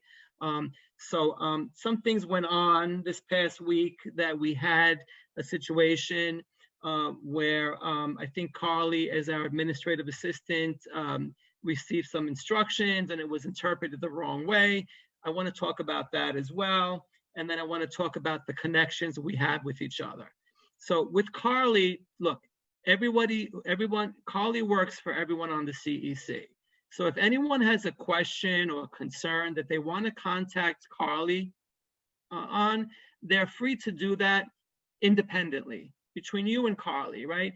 But if you're going to ask Carly to do something, don't speak on behalf of the CEC as a whole, because I don't think it gets received properly, even though it may not be intentional. Carly, as your president, Carly usually reports to me. And if there's a problem, I usually have to deal with Carly on it. And again, you guys are free to contact Carly for any issues you have, but keep it at a one-on-one. Don't involve everyone on it because it gets misinterpreted, right? unless we agree as a CEC that we were going to, you know, ask Carly to do something as a whole. The other thing is, I know there's a lot of chat that we do on a text message, and we really should not be having that. We need to converse at our meetings because they need to be public. So like this evening, we discussed about it.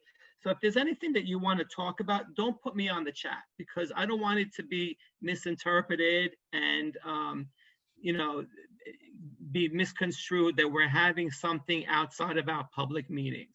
If we're talking about an issue that we want to discuss or have a special meeting on, then we can say, look, we need to have a special meeting to discuss the opt-in period, right? And then we'll have a special meeting. But we really shouldn't go back and forth with the chats because it's not an opportunity for the public to, you know about it. And we probably could be penalized on it, as Juliana could remind us. And then again, with the agenda, let's stick to it. If you have things that you want to discuss, the business meeting is for us to discuss what we want to put on the agenda. Unless there's an emergency, then we can call for a special meeting. And that's the way the things should really flow, right? I'm not sure if I expressed myself properly. I'm kind of tired. But so what I see on our plate right now, we never got through on that resolution regarding the random testing and the consent forms, right? We discussed the possibility of doing a resolution to the chancellor regarding this opt-in period. And, you know, Carly sent everyone these model resolutions from other districts that we could probably work on and tailor to our own district if you want to vote on it. So we need to talk about that. And, you know, there's a lot of no faith in the public education system. And I know other districts are doing formal, I don't know what it's actually called, but, you know, formal statements showing lack of faith in our chancellor, which is, you know, a serious thing. So I don't know where you guys want to go with that, but this is the time for us to discuss it, right? So let's start with, it's called a vote of no confidence. That's what it's called, right? So a vote of no confidence, and Juliana, correct me if I'm wrong, we can do a resolution to the city which says, look, we reviewed this is a situation whereas so-and-so and such and such, and we propose something to the city that we ask for reconsideration on, correct? That's what a resolution is. You know, I've never heard the idea of a resolution being directed towards the city. Well, I mean, when I say the city, the chancellor's office. Yes, exactly. Absolutely. You're correct. Okay. So, and then can you explain or touch base what a vote of no confidence is? Because I know another district's doing it.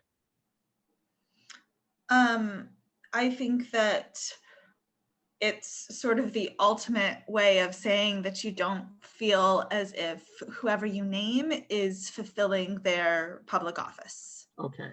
So again, I think the other districts that are talking about it are directing that to the chancellor, right? Exactly. And I know there was some discussion in our meeting before where someone said, look, they're confident in the chancellor's, you know, exercise of his duties, and, you know, they're confident. So I can't speak for everyone, right? So I can just put it out there. So is anyone on board or not regarding a resolution or vote of no confidence? Can I ask a question? Can we do like a vote of no confidence and then state the reasons why, which would encompass our resolution, kind of, you know, where we have a vote of no confidence because of, you know, the lack of information regarding the testing and, you know, the opt-in process? Would we be able to kind of roll it all into one? Is that something that's practical? It might be easier to put it all together and only send one thing. I don't know. I'm just, you know. Yes, that's how other CECs have done it, is that the whereas statements explain why, and the final statement states that there is no confidence in whoever you want to name. Okay, so I know that in District 26, President's Council has been voting on their vote of no confidence, and the CEC in District 26 has also been discussing issuing a vote of no confidence. I have not personally I did not personally see what that looks like physically. Do you have something, Juliana, that you can send to me that if we decide to draft the vote of no confidence, what that would look like? You're muted. Yes, I have a sample I can send to you. Okay, so why I don't can try to find it now. Okay, so you can send it to me and then we can talk about Joe, it. I have a copy too. I'll forward it to you. I have Okay. a sample too. So that is pretty severe in terms of the statement that comes from the CEC, which I think is more severe than a resolution, correct? Well, it's two different things, right? The vote of no confidence saying, look, we have no confidence in our leadership and it's just not working. A resolution is asking for a change in a policy, correct? Julianne, I'm sorry, because you're our face representative. So that's my understanding. So what I'm asking to you guys is, are you ready to do both? Yes. So can we have a vote on it? Because if we're not gonna, we need to have a quorum to decide on the vote of no confidence, correct, Juliana? Or does it have to be unanimous? I believe it's 6, just a Right, quorum. that's my understanding, a quorum. I have a question. Go ahead. So the vote no confidence, we're stating the chancellor, or we stating the UFT, or combination of both? Because they were both, I believe, were no confident in their leadership in both sides. Well, I'm a little bit thrown off about the UFT portion because Yeah. I don't know if I know we had some questions regarding UFT, but I don't know if we officially had committed to understanding that they made a statement to us. Okay, got it. Sent to are specifically sent to the chancellor's office. I've never seen one sent to the UFT, me personally. Okay, just asking. Thank you. And I'm asking you, Victor, why do you make that comment? No, because the situation involved was I guess we had multiple discussions, so I wasn't sure, or it was only direct to chancellor, or it could be to other groups. So I just was just asking. That's all. General comment. The discussions have to come from our public meetings, and that's what I was referring to in terms of if there's any discussion that's done in a chat, it can't happen. No, it wasn't from the chat. We had like I think I know what you're talking about, Victor. Go ahead, I think Rusty. you remember that one of the meetings that you had gone and some UFT rep had made a comment which really bothered you as a parent of a that was from child. you, Joe. Oh, okay, yeah, but that wasn't. It was a comment that I made, and that's fine. That's fine. I think that's the what he was UFT thinking. rectified it in terms of they seemed willing to. They acknowledged that it was not an appropriate comment. But also, Joe, if I could just interject, that wasn't a comment made by the UFT. Well, no, but it wasn't a comment made by UFT. It was a comment made by an individual who happens to be a UFT, but he didn't stand up and say the UFT says blah, blah, blah, blah. That was more of his opinion. So just to clarify, because I was at that meeting as well. So it was like me saying to Joe, Joe, I don't like your tie. That's not me as my job as councilman's office saying that the councilman and, our district don't like Joe's tie. That's my personal opinion. Okay, that's fine. It wasn't an official statement made by the UFT to the parents, basically. Okay. Other than that statement that they made this evening, which, basically supports what we would mandate to the chancellor, right? Because the parents' confidence in our leadership is questioned, right? But that only supports what we'd like to say, correct? I sent everybody the sample resolution. What about the sample vote of no confidence? Well, I think it's there. Same? Yeah. Is it in there? Okay. All right. So listen, that's something that we need to probably have a special meeting on. I mean, I can work on the language if you'd like. Let's talk about what we'd like to state in this vote of no confidence, and then get it done, and then we can vote on it to send it, correct? Yes. Okay, so You have to Christine, present touch it base, to the community. and then we can send it to the community. We have to have a public meeting on it, right? Put it out to the community, vote on it, sign off on it, and then send it to the chancellor, correct? Yes. Okay, so Christine, you touch base on the topics. What is it exactly that we are lacking the confidence and the leadership in? Is Well, it first of all, the I don't know how we would word it, the changing, we are, you know, like I understand the changes happen, but what's the word like the changes in the backpedaling? policy making? Well, like, no, like his backpedaling. On Thursday, he said that there would be several options to opt in, and then on, what was it, Monday night, the thing came out and said, no, you have to opt in now. When was the town hall meeting? Wednesday or Thursday, right? It was Correct. so what's that like? You know, the fact that he makes a statement and then he kind of backpedals it a couple days later. I don't know how you would word that. Like, I'd have to like. Is that inconsistency? That's a good word. That's a good word. Right, because Christine, 2 or 3 days later at the CPAC meeting, he was saying things might change. Right. Yes, he And it's did say like, that at the you CPAC. can't- At the CPAC meeting, I was laughing because the letter came out Monday or Sunday night, whatever, saying, you know, that you had to opt in now, and that was specifically brought up at the CPAC meeting. And he said, well, you know, I'm not saying that it's not going to change, and he couldn't come up with a straight answer. And I as soon sat as he there. got pushback. Right. As soon as he got pushed back, he said, well, look, things are changing all the time. The only thing he did push back about is when somebody called him a liar. He got very upset when somebody outright called him a liar. And he said, I have not lied at all. And I was never like, promised anything. Right. I never promised anything. So I think that that's where the vote or no confidence comes, is that he doesn't make a decision and back up his decision.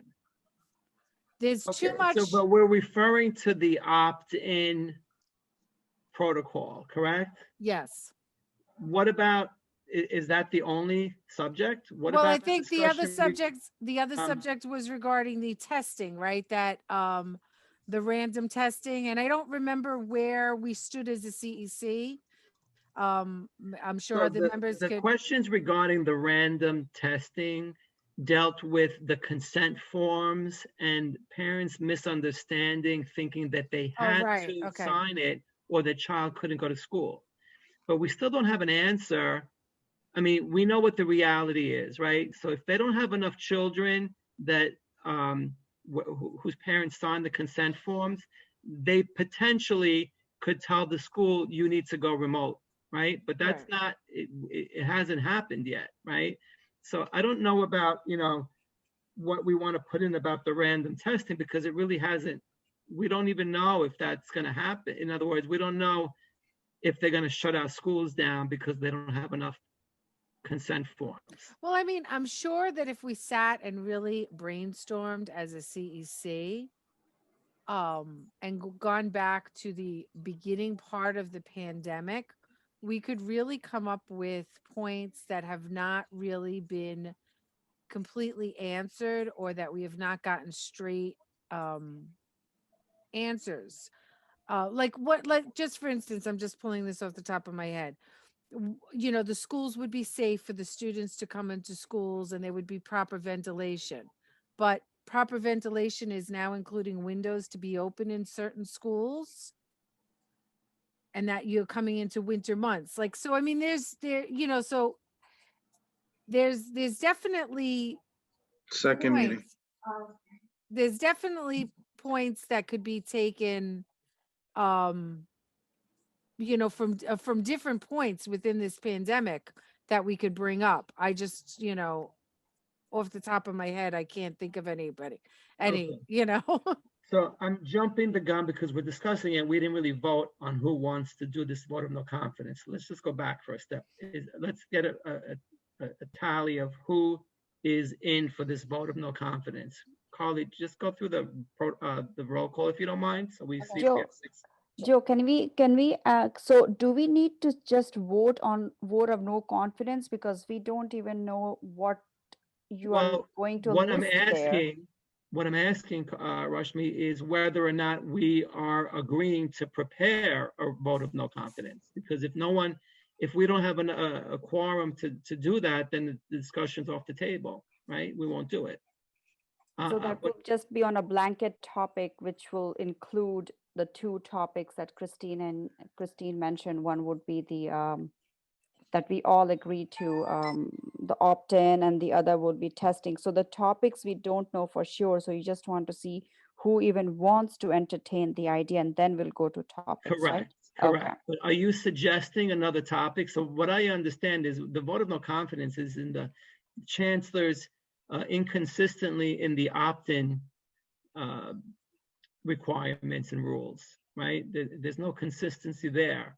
And then perhaps something with the testing, but I don't see that yet. But is there some other topic that someone would like to discuss before we vote on this?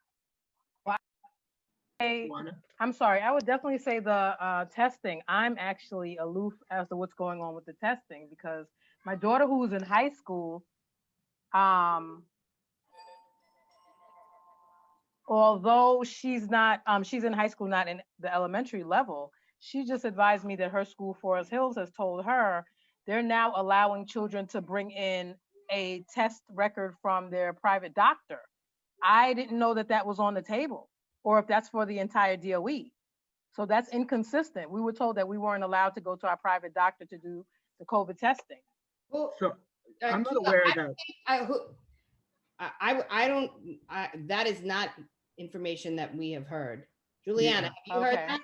Absolutely not. I mean, Joe and I were sitting on when FACE had that the meeting. The doctor was very clear as to why that can happen and can't be counted. It has to be the same sampling of people using the same company, using the same. So I mean, that's something. Yeah, that's not something that the chancellor mandated.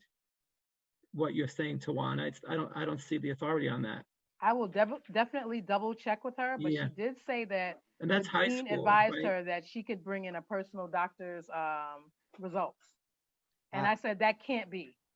And they were also saying that the testing was mandatory or she couldn't come back to school next week.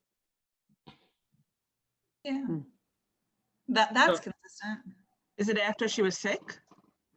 No, she said they were shoving the papers into the children's faces as she was walking through the halls, the consent form to be tested. So what we're talking about, the consent forms that have to be signed by the parents. Right, to give permission to get the COVID testing. She said they were just shoving them in the children's faces. I guess that's a figure of speech. I wasn't there, so that's the allegedly the way it happened. But she was just saying that they were telling the students that it's mandatory to get tested. You could even go to your private doctor. If you don't have it by next week, don't come back to the school. All right, so that's not my understanding of what the rule is. So we have to get authority on that. But what I'm asking is, are you upset that they're demanding random testing? Oh, no, I just feel that he's inconsistent across the board with everything that he is putting out as far as information. Everything's changing on a day-to-day basis. So that's the whole thing. We don't have the authority that he changed his policy on the random testing. In other words, we need to get more information on that. Right, and the thing is, if he did change it, he's not being transparent enough to let all of the parents know what's going on. Well, that's it. Did he change it? That's the question. Right. Can anyone tell us? I was not made aware that there's a change. Anything? Yeah. Juliana, you would know if there was a change in the policy, right? Yeah. Yeah. Okay. I would know, and I haven't heard this. All right. So as far as it goes, the requirement is to have random testing.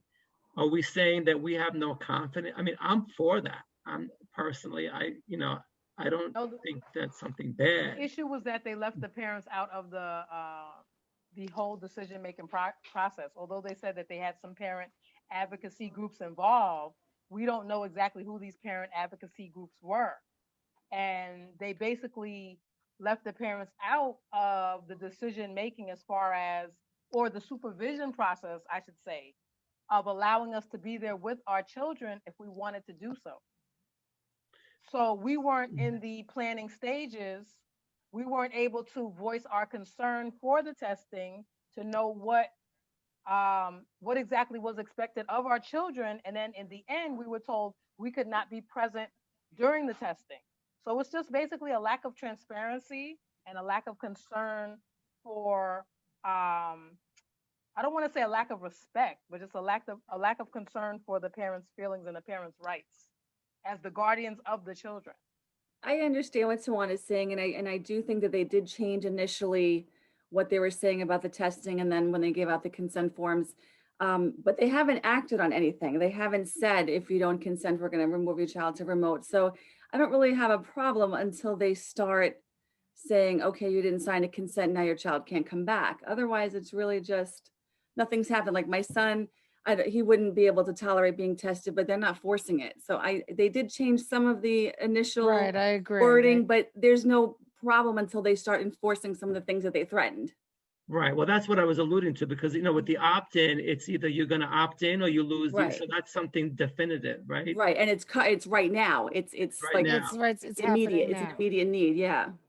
But So, what we could put in, whereas, there was no there was no interaction with the parents regarding the random testing, but I don't think it's the testing, that policy. Well, what is even what we're even in the whereas, when you put in the transparency of the parents, you could just put whereas there was no transparency with the parents throughout this whole process. Because if you sit down and go through it, there was not a lot of transparency across the board in various points.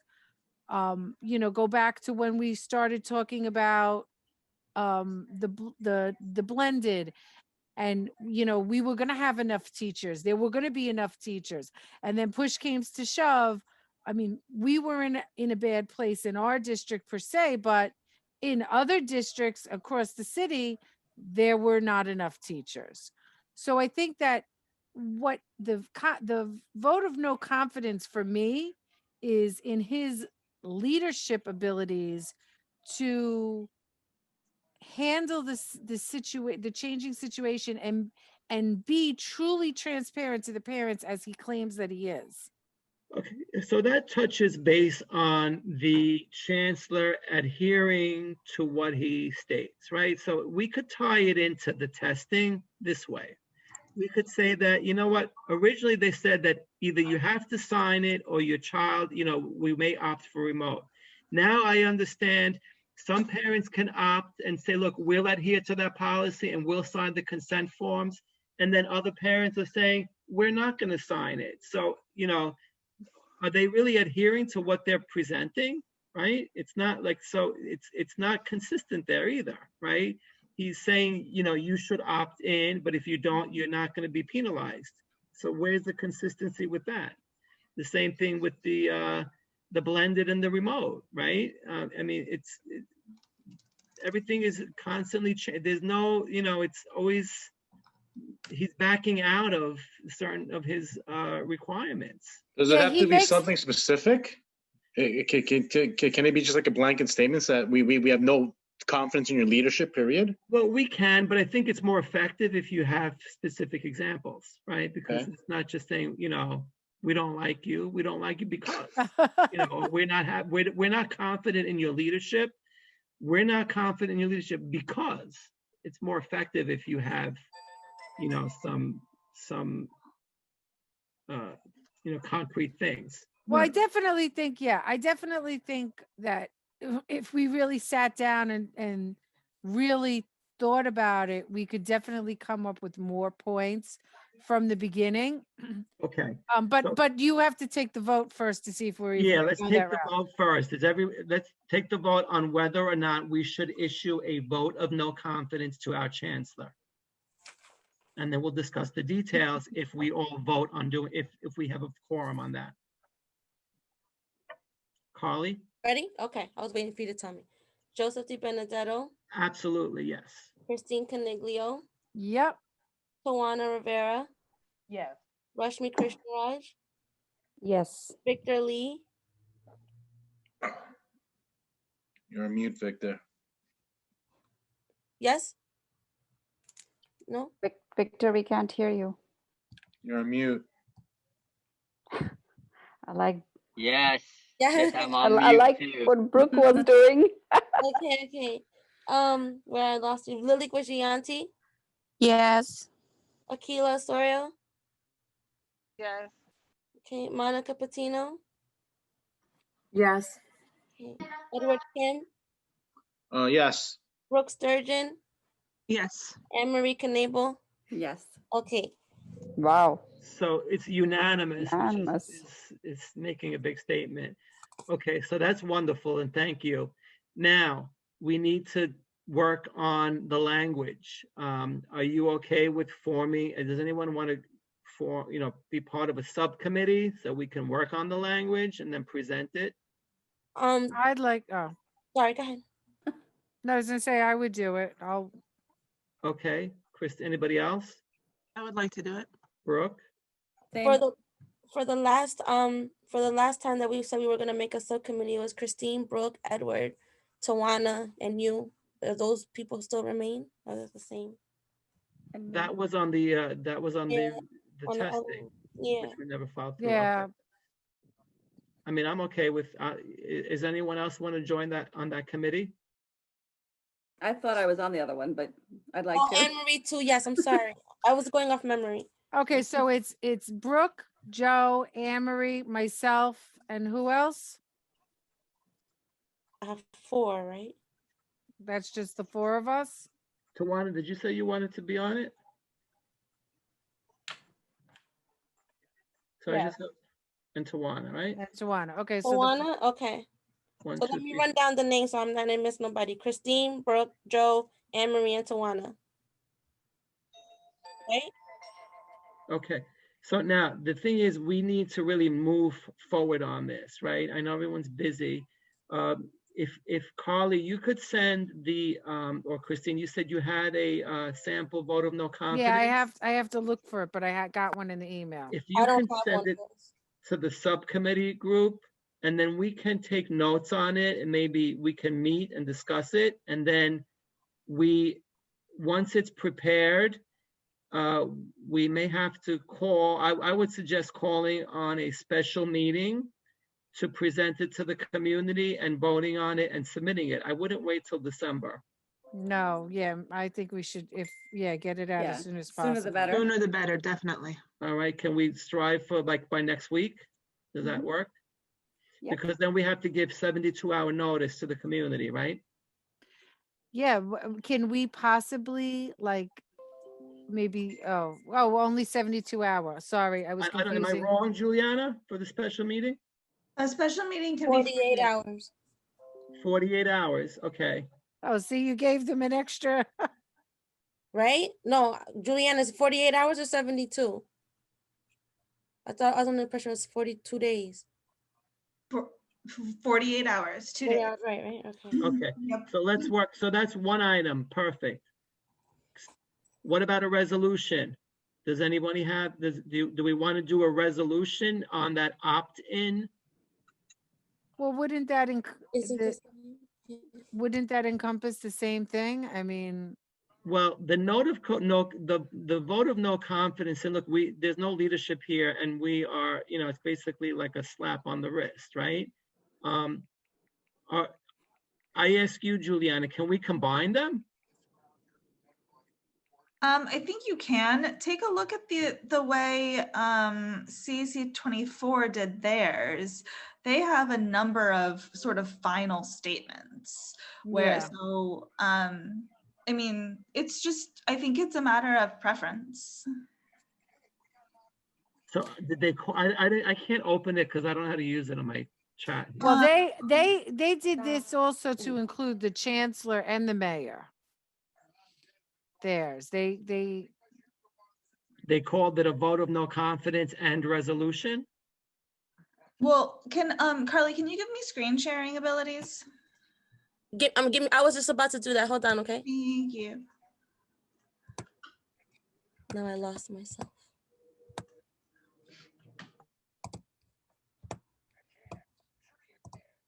Hold on, Julian, I lost you. Yeah, see, they didn't call it a no confidence at all. At the very end. Oh, at the very end. Okay, I didn't get that far It's yet. more effective to call it a vote of no confidence from the start. Juliana, your host now. Great, thanks. Yeah, see yeah. Okay, so I'm just gonna increase this so you can See, they're calling it resolution. It's a resolution. At the very end, I have to make you all smaller so I can see what I'm doing. Okay, so therefore be it resolved. Here's what they're asking. Therefore be it further resolved. Here's something else that they're asking. And then finally, be it further resolved, expression of no confidence.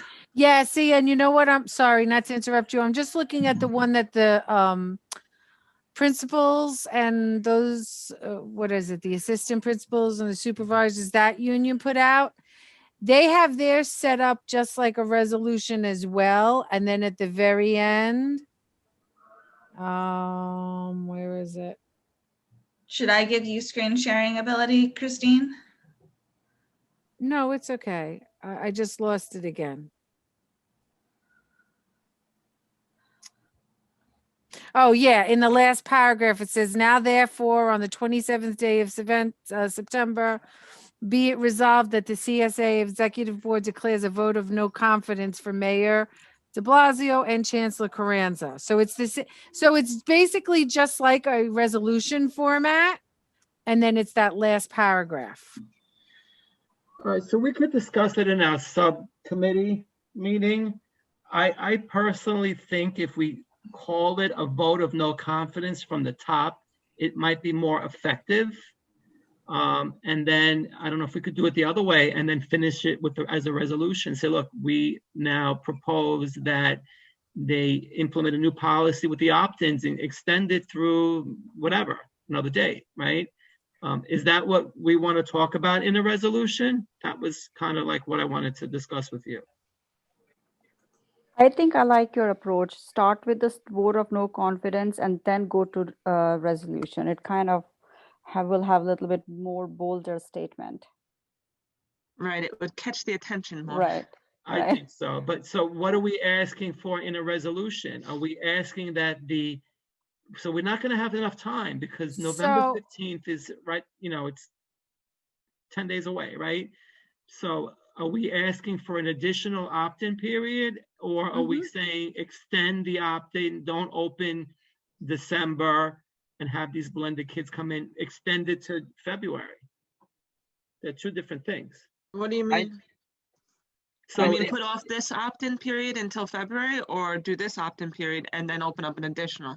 That's what I'm asking. It seems like, I think there's a lot of, I get the point of the principals and I think they should just have open up, forget about this opt-in period. It's only been 30 something days in school. But didn't they originally say that November was going to be the first opt-in period?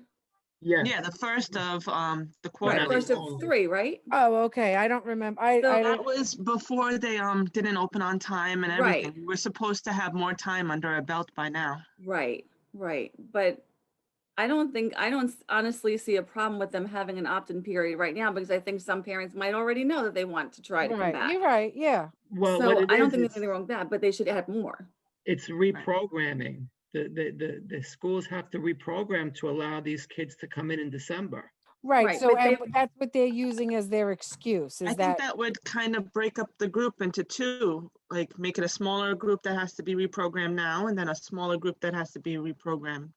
Or it could just backfire and They would be the said same. a lot of the principals are saying regardless, they'll have to reprogram everybody Right. depending I on mean, the I numbers. think that we were looking at this regardless whether we started on time or not. It's still the same Okay. thing. So what you're suggesting is just to add in a new opt-in period. Yeah. I'm Yeah. okay with it. Is everyone else okay with it? Yeah, that's Do we fine. need, do we need to vote on it? Show of hands. Joe, I just Googled, I'm sorry. They have to load other things on. I just Googled a sample oath thing. Not a voter, Vote of and no it was, confidence. yeah, thank you. I'm sorry, I'm reading something off in computer. But anyway, it's written in more of like a form in a letter, but it's basically like the resolution. It says we're voting, we reached this consensus and we're voting a vote of no confidence because blah blah blah blah. And this is about trying to get rid of a principal from some other state. Okay. And, but yeah. It's a little different because we're saying we're not confident in the leadership, but at the same time, we're saying we want a change in the opt-in and we want an Right. extra period. So I think we could work on it. Yeah, I think it's going to all be in the wording. Okay. So yeah. why don't we leave it this way? The subcommittee will work on the language. Is there anyone else that wants to join in on the subcommittee if we're going to change the opt-in period or, add one in? Let's meet as a let's get it drafted. We'll meet as a subcommittee, then we'll have our special meeting. And that way, by then it'll probably be after November 15th anyway. So it's, right? Understand Well, that how it may soon do not you be- think? Go ahead, sorry. How soon do you think the subcommittee will meet? Well, yeah, that's what I'm thinking. We should get it done before November 15th. Right.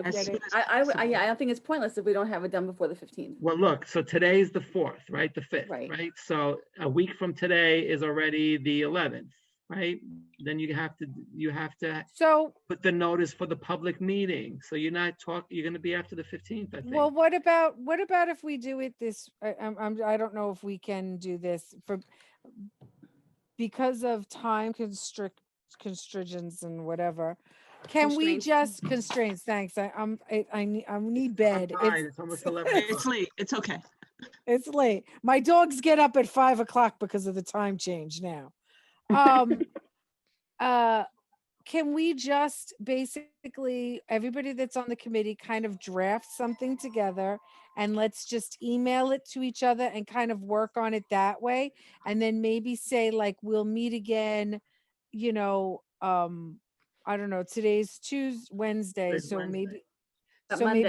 Monday, let's all bounce off ideas, get some emails going between the 5 of us.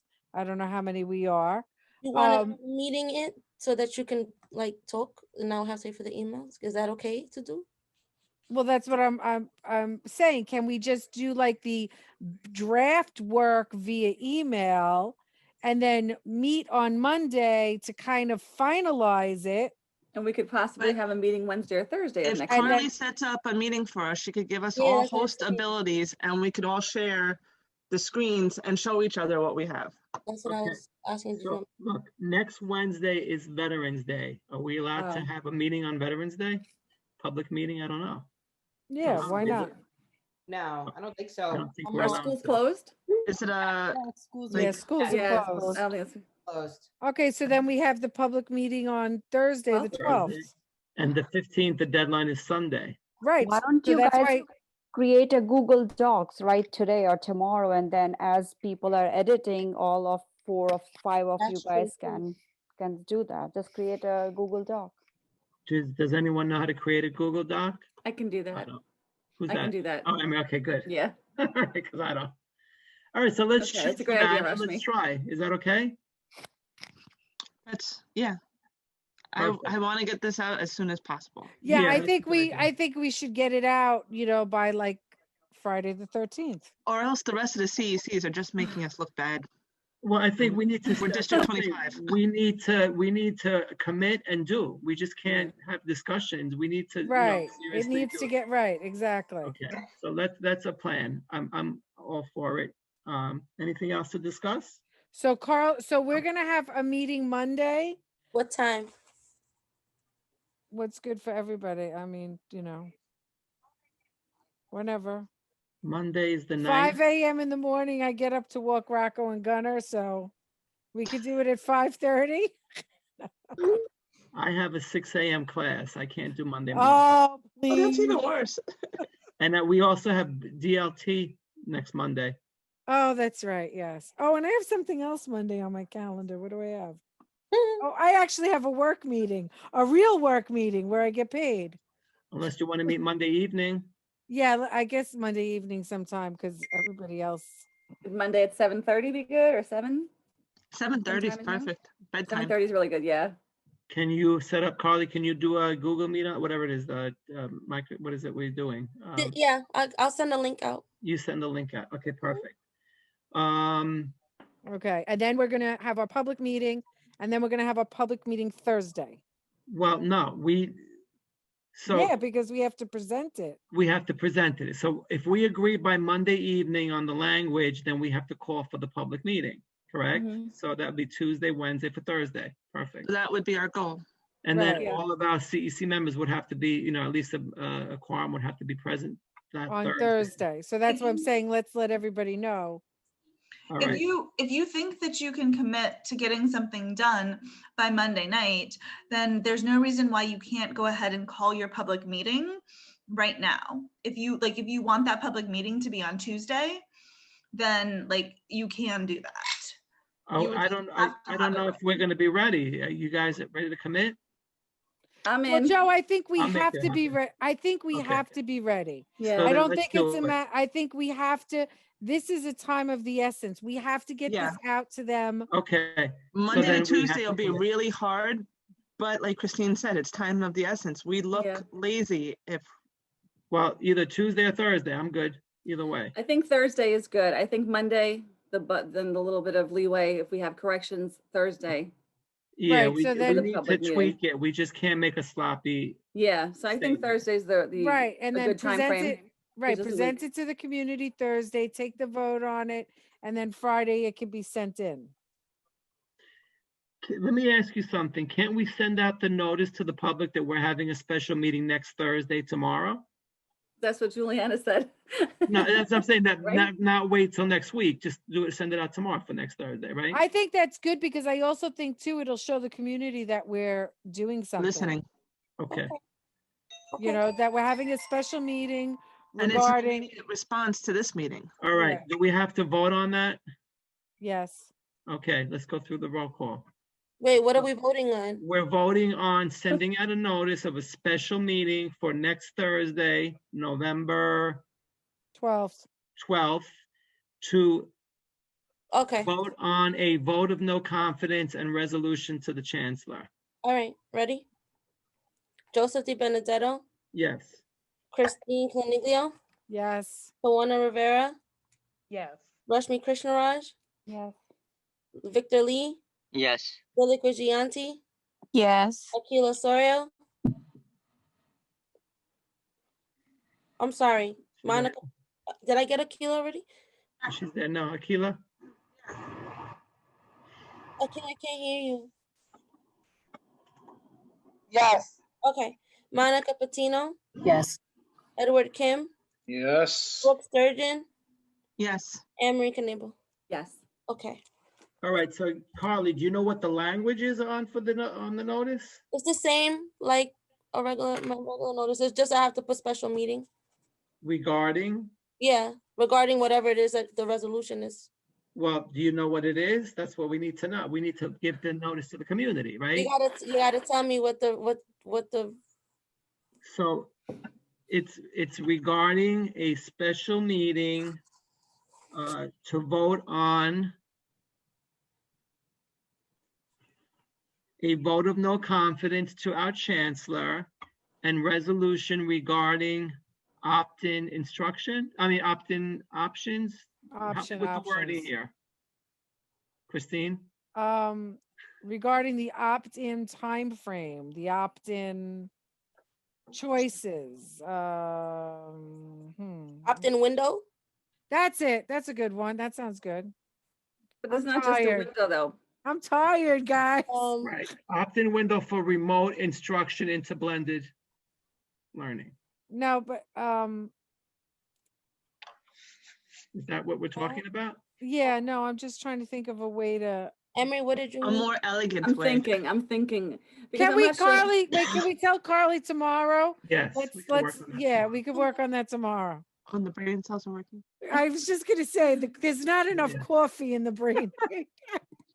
Okay. I think this is the longest CEC meeting. It's like almost half a day for me. I'm exhausted. All right, so Carly, we'll touch base tomorrow. No, about I think the language. longest CEC meeting was when we had those people from 184. I stayed home for that.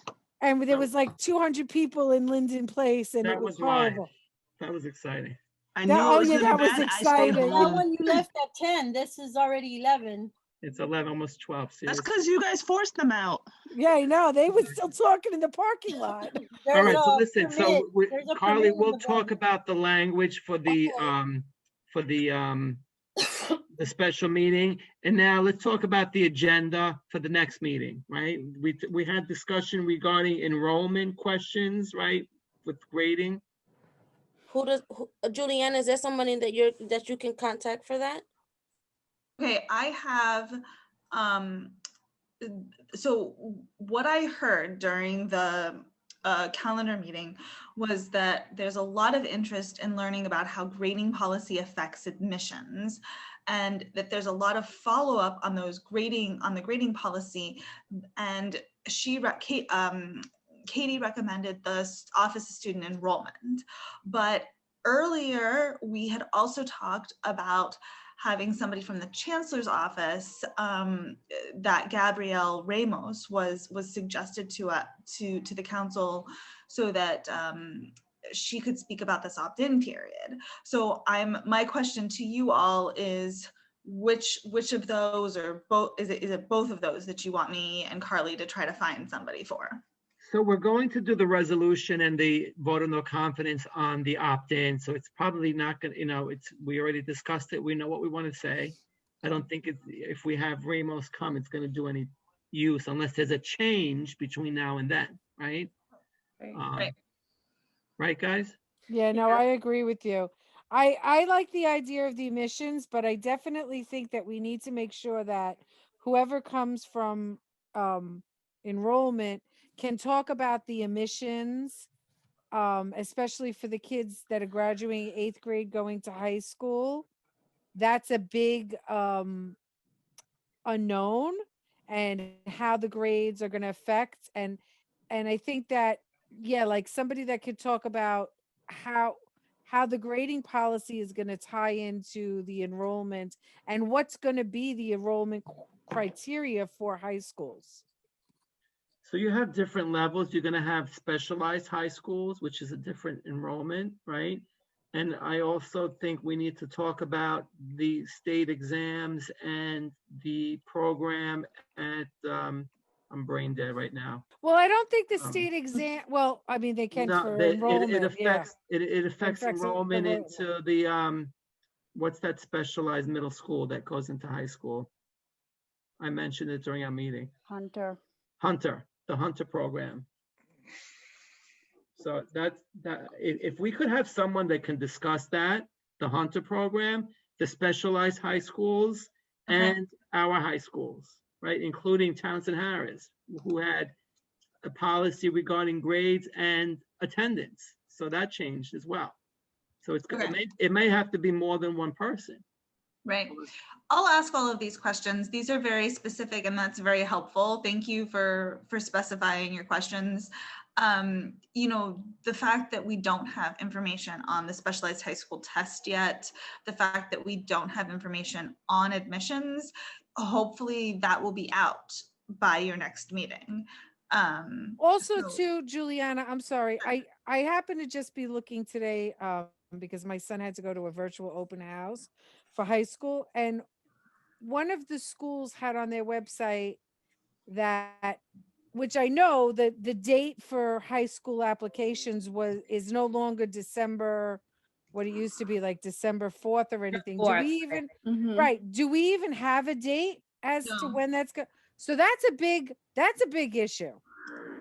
Because just thinking in the past with my other son, when you put in the SIP application December 4th, we're only finding out in the end of March, April, and then if you're going to go to round 2 and and all that other stuff, if we're not putting in by December 4th, when are these kids going to find out? September 1st, where they're going to high school?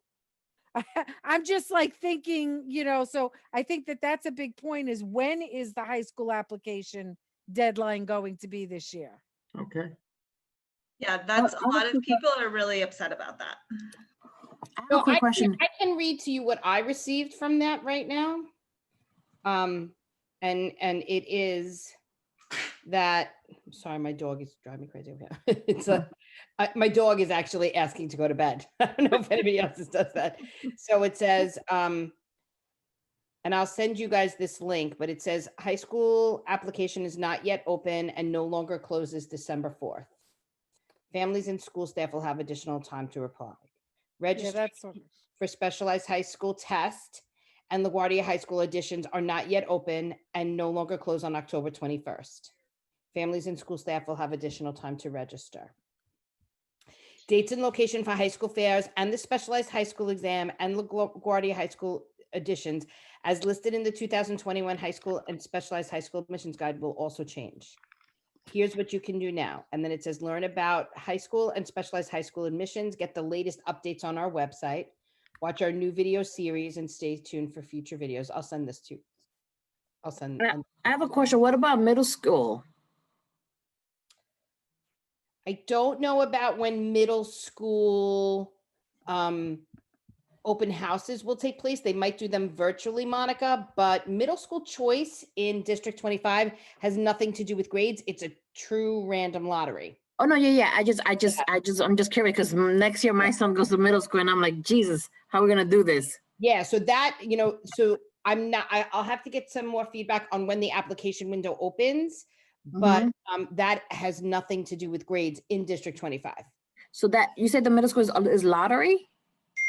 Strictly lottery. So Not based on grades. we have schools that are total lottery schools, right? And those are 6 to 12 schools, as well as Bell Academy and I don't know. 379. Well, Yes, our district is 379. middle school choice, so we're different Right. than other districts. So, but all those schools are strictly lottery. And then in each of our elementary or each of our middle schools, they have to leave a certain percentage of seats open. So you can apply to any middle school in the district. And depending upon where you fall within the lottery and how many seats are open, that's the choice that you get. And that's not based on grades? It's not at all. There's nothing. And it's not based on zoning, because I'm always confused about this choice. Yes, but District 25 it's a good question. District 25 is one of the only districts in the city that still maintains zoning, which is why there's only a certain number of seats. We're not truly unzoned. So you have to admit your zoned students first, and then you can do lottery. But here's the biggest thing that's changed over the past couple of years, actually starting last year, that parents need to know. So you have a right to your zone. So if you are zoned for 237 and you put 237, you're 100% getting into 237. Okay. But if you put Bell Academy first and 237 second, no, I'm sorry. If you put Bell Academy first and 237 second and you pick Bell Academy, you don't have a right to go back to 237 just because it's your zone school. And you have to make sure you have your zone school down. We went through that.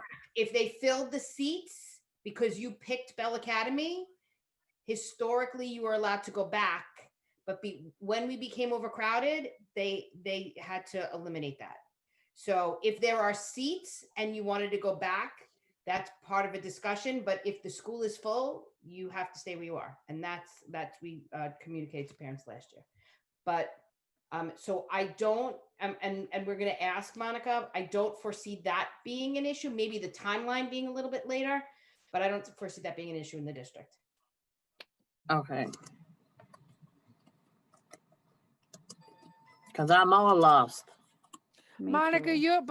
you live in College Point, right? Correct. Yeah, Your you have son a lot should of go to questions. MS 379. It's the best middle school. She's just pushing it because she's a PTA president. Not after I Or is leave. beautiful, That's or- only for a couple of months. It's a brand new building. No, it's a brand new building, all state of the art Oh, the stuff. one that's near St. Agnes. Yeah, that's the Yes. one in St. Fidelis. Yeah. Okay. And we happen to have one of the best principals. Is she still on? Oh, she left. Wow, nothing like plugging your school. I know. Hey, you know me, Dr. Mike.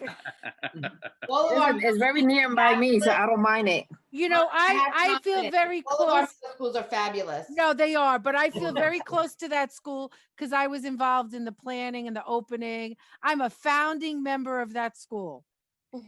Yeah, Monica, you have priority to that school because you live in College Point over. Yes, something else. and it's a few blocks away only. What grade, Monica? 6. My son, 6th grade. He'll go Oh, 6th okay, grade. we wouldn't be in the same school anyway. I'm in College Point too. Oh, yeah, no, but then I have my 4th graders who'll be going 5th grade. They're both gonna be alone for the first year. Oh, great. Big changes. Yes. Danielle, will you still be giving the State of the Union? I'm sorry. State of the Union. State of the Union. Danielle's for president. I shall be giving that because I don't know if we'll have a president that time. Doing that. We should have all wrote Danielle DeMango in on our ballots. Standing up here being like, guys, really? Is this I where think we she gotta would. do this? I think you would be a great president. I think you'll be a good president. You'll just. Yes, I will do that. You guys just let me know as your agenda progresses how long or short you want it to be. Got it. So is there anything else you want to put on the agenda for next week, for next month? It's kind of packed around. Get a nap in there. So just so I know, so I can support, because I do know that Juliana is she's not going to be here next month, right, Juliana? Is she I there? don't think she'll be there next month either. Sorry, it's true. I probably won't be with you guys next month. So we're wishing you like the best of luck and send pictures of Yes. your beautiful baby. Yeah, definitely pictures. Yeah, so just so you know, so I know, so it's enrollment, right? Mm-hmm. And then Juliana, you were also going to reach out to the chancellor's office about opt-in? No, it seems like we don't. It seems like that's going to be sort of a moot point at that point. All right, so The state exams, right? The state exam and specialized high school. Well, admissions that's all and enrollment, That's right? all of that? Yeah, Enrollment, they wanted yeah. to know enrollment's perspective. So then it's just enrollment and me, Okay. right? Yeah, and I'll start copying Eloise into these requests, and yeah, we'll get you the name. We'll get Carly the name of the person. And I'll just CC you too, Danielle. Okay. All right, so I think that's it, right? Is there anything else anybody would like to bring up? Right, Rush me? to this meeting or to the agenda? To the agenda, and then we'll finish the business meeting. Okay, I do want to bring something to this meeting, but it has nothing to do with agenda. Okay, so the agenda for next month is set, basically, right? So we agreed on that. Perfect. Okay, now, what do you want to bring about in the meeting for our business? I know that you did not mention names, so I'm not going to mention name, but it was regarding a council member, and I'm all about fairness, so I'm going to bring this as being fair.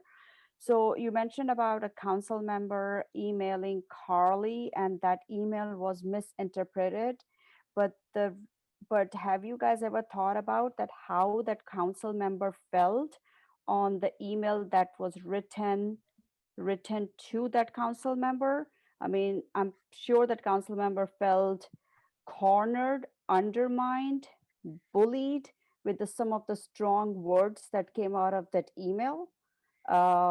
So when we talk about feelings, we should also talk about feelings when the emails are written in a very strong way, because we all are parents and we all are here as a volunteer. Like, look, we are all here for 5 hours straight. So if something is said and if it is misinterpreted, then the language should be a little bit more humble.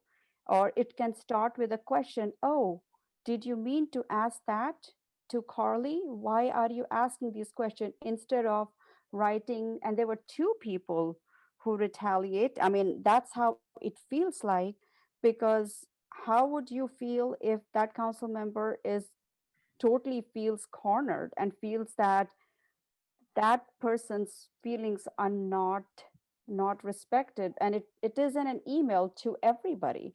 Like, it's totally undermines that, and that's, I think, is very unprofessional, and I don't think it should happen again in future, because we are all parents, we will make mistakes, we will, but it should not be, it's like somebody telling a child, you did something wrong, why did you do it, because of this, and I think that that's not fair. So I just wanted to set that on the record, that if something is said, and if that email got misinterpreted, but that misinterpretation went a little bit beyond with very harsh words. So I showed that email to different people, not among us, but outside us. And that's not the email. There should not have been an email in response to something that was just addressed. And that's what I wanted to just bring it out. So you make a good point, Rashmi, but I have to just remind you that the email was sent by this person to a group. Right. So it was initiated by this person, and then that started a conversation back and forth. And then, so the group that was addressed in the initial email, that's the group that received the comments. So it was started by this person. And again, I'm going to take credit for making a statement as your president, just on how business should be conducted. And that's why I made the statement at the beginning of our business meeting. Look, if we're going to discuss anything, we need to discuss it in a public meeting. It should not be through a chat, a message, a text or something. Okay, and other people should not be brought into the discussion if they're not on the CEC. I'm sorry. Okay. But So I take your point. Your point is well made, Okay. and you made your statement. Okay. So that chat portion on that email was addressed to this one particular person, but everybody always chatted with each other. And yes, you're right. We had to stop chatting, and chatting should be more about current deadlines or event, if it was done or not. And it was presented well enough with the Juliana on different occasions. So understand, but putting all that stuff in that email, it just felt that what is going on? Because when I go back and read the email, it was an ask to our administrative assistant.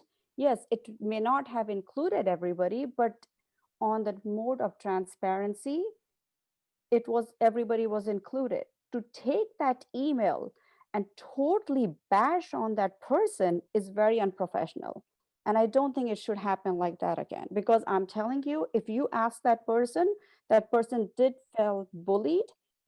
The person probably felt cornered and felt undermined. For what? For being a parent leader, just to having a different approach. And that, I feel, is unfair, to bring a topic in our business meeting after it was kind of resolved in an email format, and not giving a chance to really talk it out.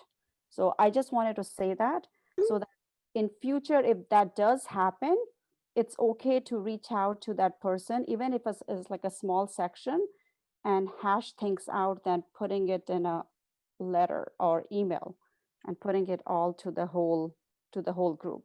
So that's Okay, it. so again, point well made. I personally did not see, I did not see any bashing. Maybe I missed something. The comment that I made during the meeting was that this email should not have gone out early on a Sunday morning to everybody. With the point of having our business meeting is exactly what we're discussing now. So, so for the future, let's just talk about it during our business meeting. I'm sure there were comments that were not intentionally made to hurt anybody's feelings, and that's why I wanted to set the record straight on how we should conduct our business. And Juliana, you're here, and we've had face trainings on it. I don't know if all our CEC members had trainings on it, but this is the reason why we have business meetings. Okay. So are we going, I know it's 11 o'clock, but are we going to talk about, even for 5 minutes, about budget allocation or probable for that for next month? So Carly and I can work on it to have some ideas, because in one of the business meetings, I think Danielle had proposed, when we were talking about, oh, we have X amount of dollar, we have $25,000, how to use this. So she just threw an idea about parent workshop. And I personally like that idea. So we can just throw in some ideas to see if Carly and I can work on the site and come up with some proposals for next month, or even have a special meeting for that. So I don't recall any discussion on the parent workshop. Are you saying you want to talk about the budget at this meeting? We can talk about it. No, I don't know if parent workshops right now would cost any money. So I wouldn't want you to, I mean, if you wanted to do parent workshops, I know that we have FACE, if the CEC did, that there's FACE, and there's, you know, other people from Central that would most likely be able to do that for you guys for free. I mean, that's up to you. I know that, like, we're struggling as schools to because I believe, Juliana, and correct me if I'm wrong, they have to use similar vendors, DOE vendors, and I know we're struggling to get those. So I wouldn't want to send, I mean, if that's, you know, if that's where you guys would want to go, maybe Rashmi, you could work with Carly and FACE to see if there's something like that. But I don't know right now. I mean, you might be able to find, depending upon your topic, people that could do that at no cost. Today I saw an email from Delcy Rodriguez. Monica, am I saying it right? I believe that I just said that they're having a parent conference. So maybe, you know, we can use one of whatever topic or vendors maybe they're using and bring it. So during the calendar meeting, a lot of people, my heart really sunk when people were talking about the IEP and kids in general. So we can help out. I mean, again, you and I can talk about this. I don't want to take too much time, but just so that the council member knows that we can just look into something, cyberbullying. I know this was a topic, I'm not sure who had brought it up. I think it was Tawana a long time ago, but I think maybe now we have more need for that. We can have cyberbullying for all kids, and then we can also have help for IEP students and or the parents, because looks like there is a big need for that, and we can really help out as a CEC for our community, like some extra So are work. you talking about bringing other discussions onto our general meeting, or No, are we no, talking no, about no, the no. budget? I'm a No, little I'm bit talking confused. about allocating budget. Okay, so now there's two different things. I'm talking about allocating budget to set up workshops, which will be different than in a general meeting. That's not a general meeting. Let's say hypothetically, we get a vendor, a DOE vendor that takes $2,000 and can have 6 workshops for IEP students, which revolves around cyberbullying and remote. So we set up those dates, we give out flyers to the community, and we say, hey, look, CEC 25 has done this parent workshops for parents to come. So that's what I mean, this is just an idea that came, not just in my head, I'm sure. So that's what I'm talking about. I'm not talking about a topic of discussion or an agenda on a calendar meeting. That's not what I'm talking about. I'm just talking about a workshop for parents, if we can help out with the money we have. Rajmi, I think that's more of a SOT or school-driven type of session with the parent coordinator. I don't know if really CC will be doing that with the budget, to be honest with you. But talking on budget, I do want to ask one quick question on the AA's furlough letter. I just want to get some idea. Did we make any decision on that? How's that's going to turn about, or we just leave for this session? Yeah, I don't think we're supposed to talk about that So with yeah, Carly. we need to. Well, this is the story, guys. We really haven't allocated our funds in our budget anywhere. I don't know where we stand with our Joe, budget. can I just ask a quick question and maybe kind of give this to Rashmi to talk about? So like, Rashmi, I don't even know if and this is a question for us, because my budget has changed too. Like, have they changed the CEC budget? Can you maybe work with Carly to put something together to present to the CEC, because spending is a lot different for schools. I don't know about you guys. Now, changed. Danielle, if I could interrupt, there may be some organizations that would provide the workshops for free. I know I was going to do an event for Autism Awareness Month before the pandemic, earlier in the year. And there was going to be no fee because they're non-for-profit organizations. Now, I don't know if it would be different being that we are a CEC, but more than likely, a lot of the workshops will be provided for free. The organization that I was going to use was Advocates for Children, .org. They're in New York City. And they provide workshops all throughout the school system as well. So I don't think there would be a need to actually use any funds. But a question I have is, what are we allowed to use the funds for? Is there a clear-cut guideline? I don't have a clear-cut guideline, and Carly, hold on. Dragamira. Okay. But that's what I'm thinking, like maybe Rashmi could plan a meeting with Dragamira this month and get that information that she can tell you guys.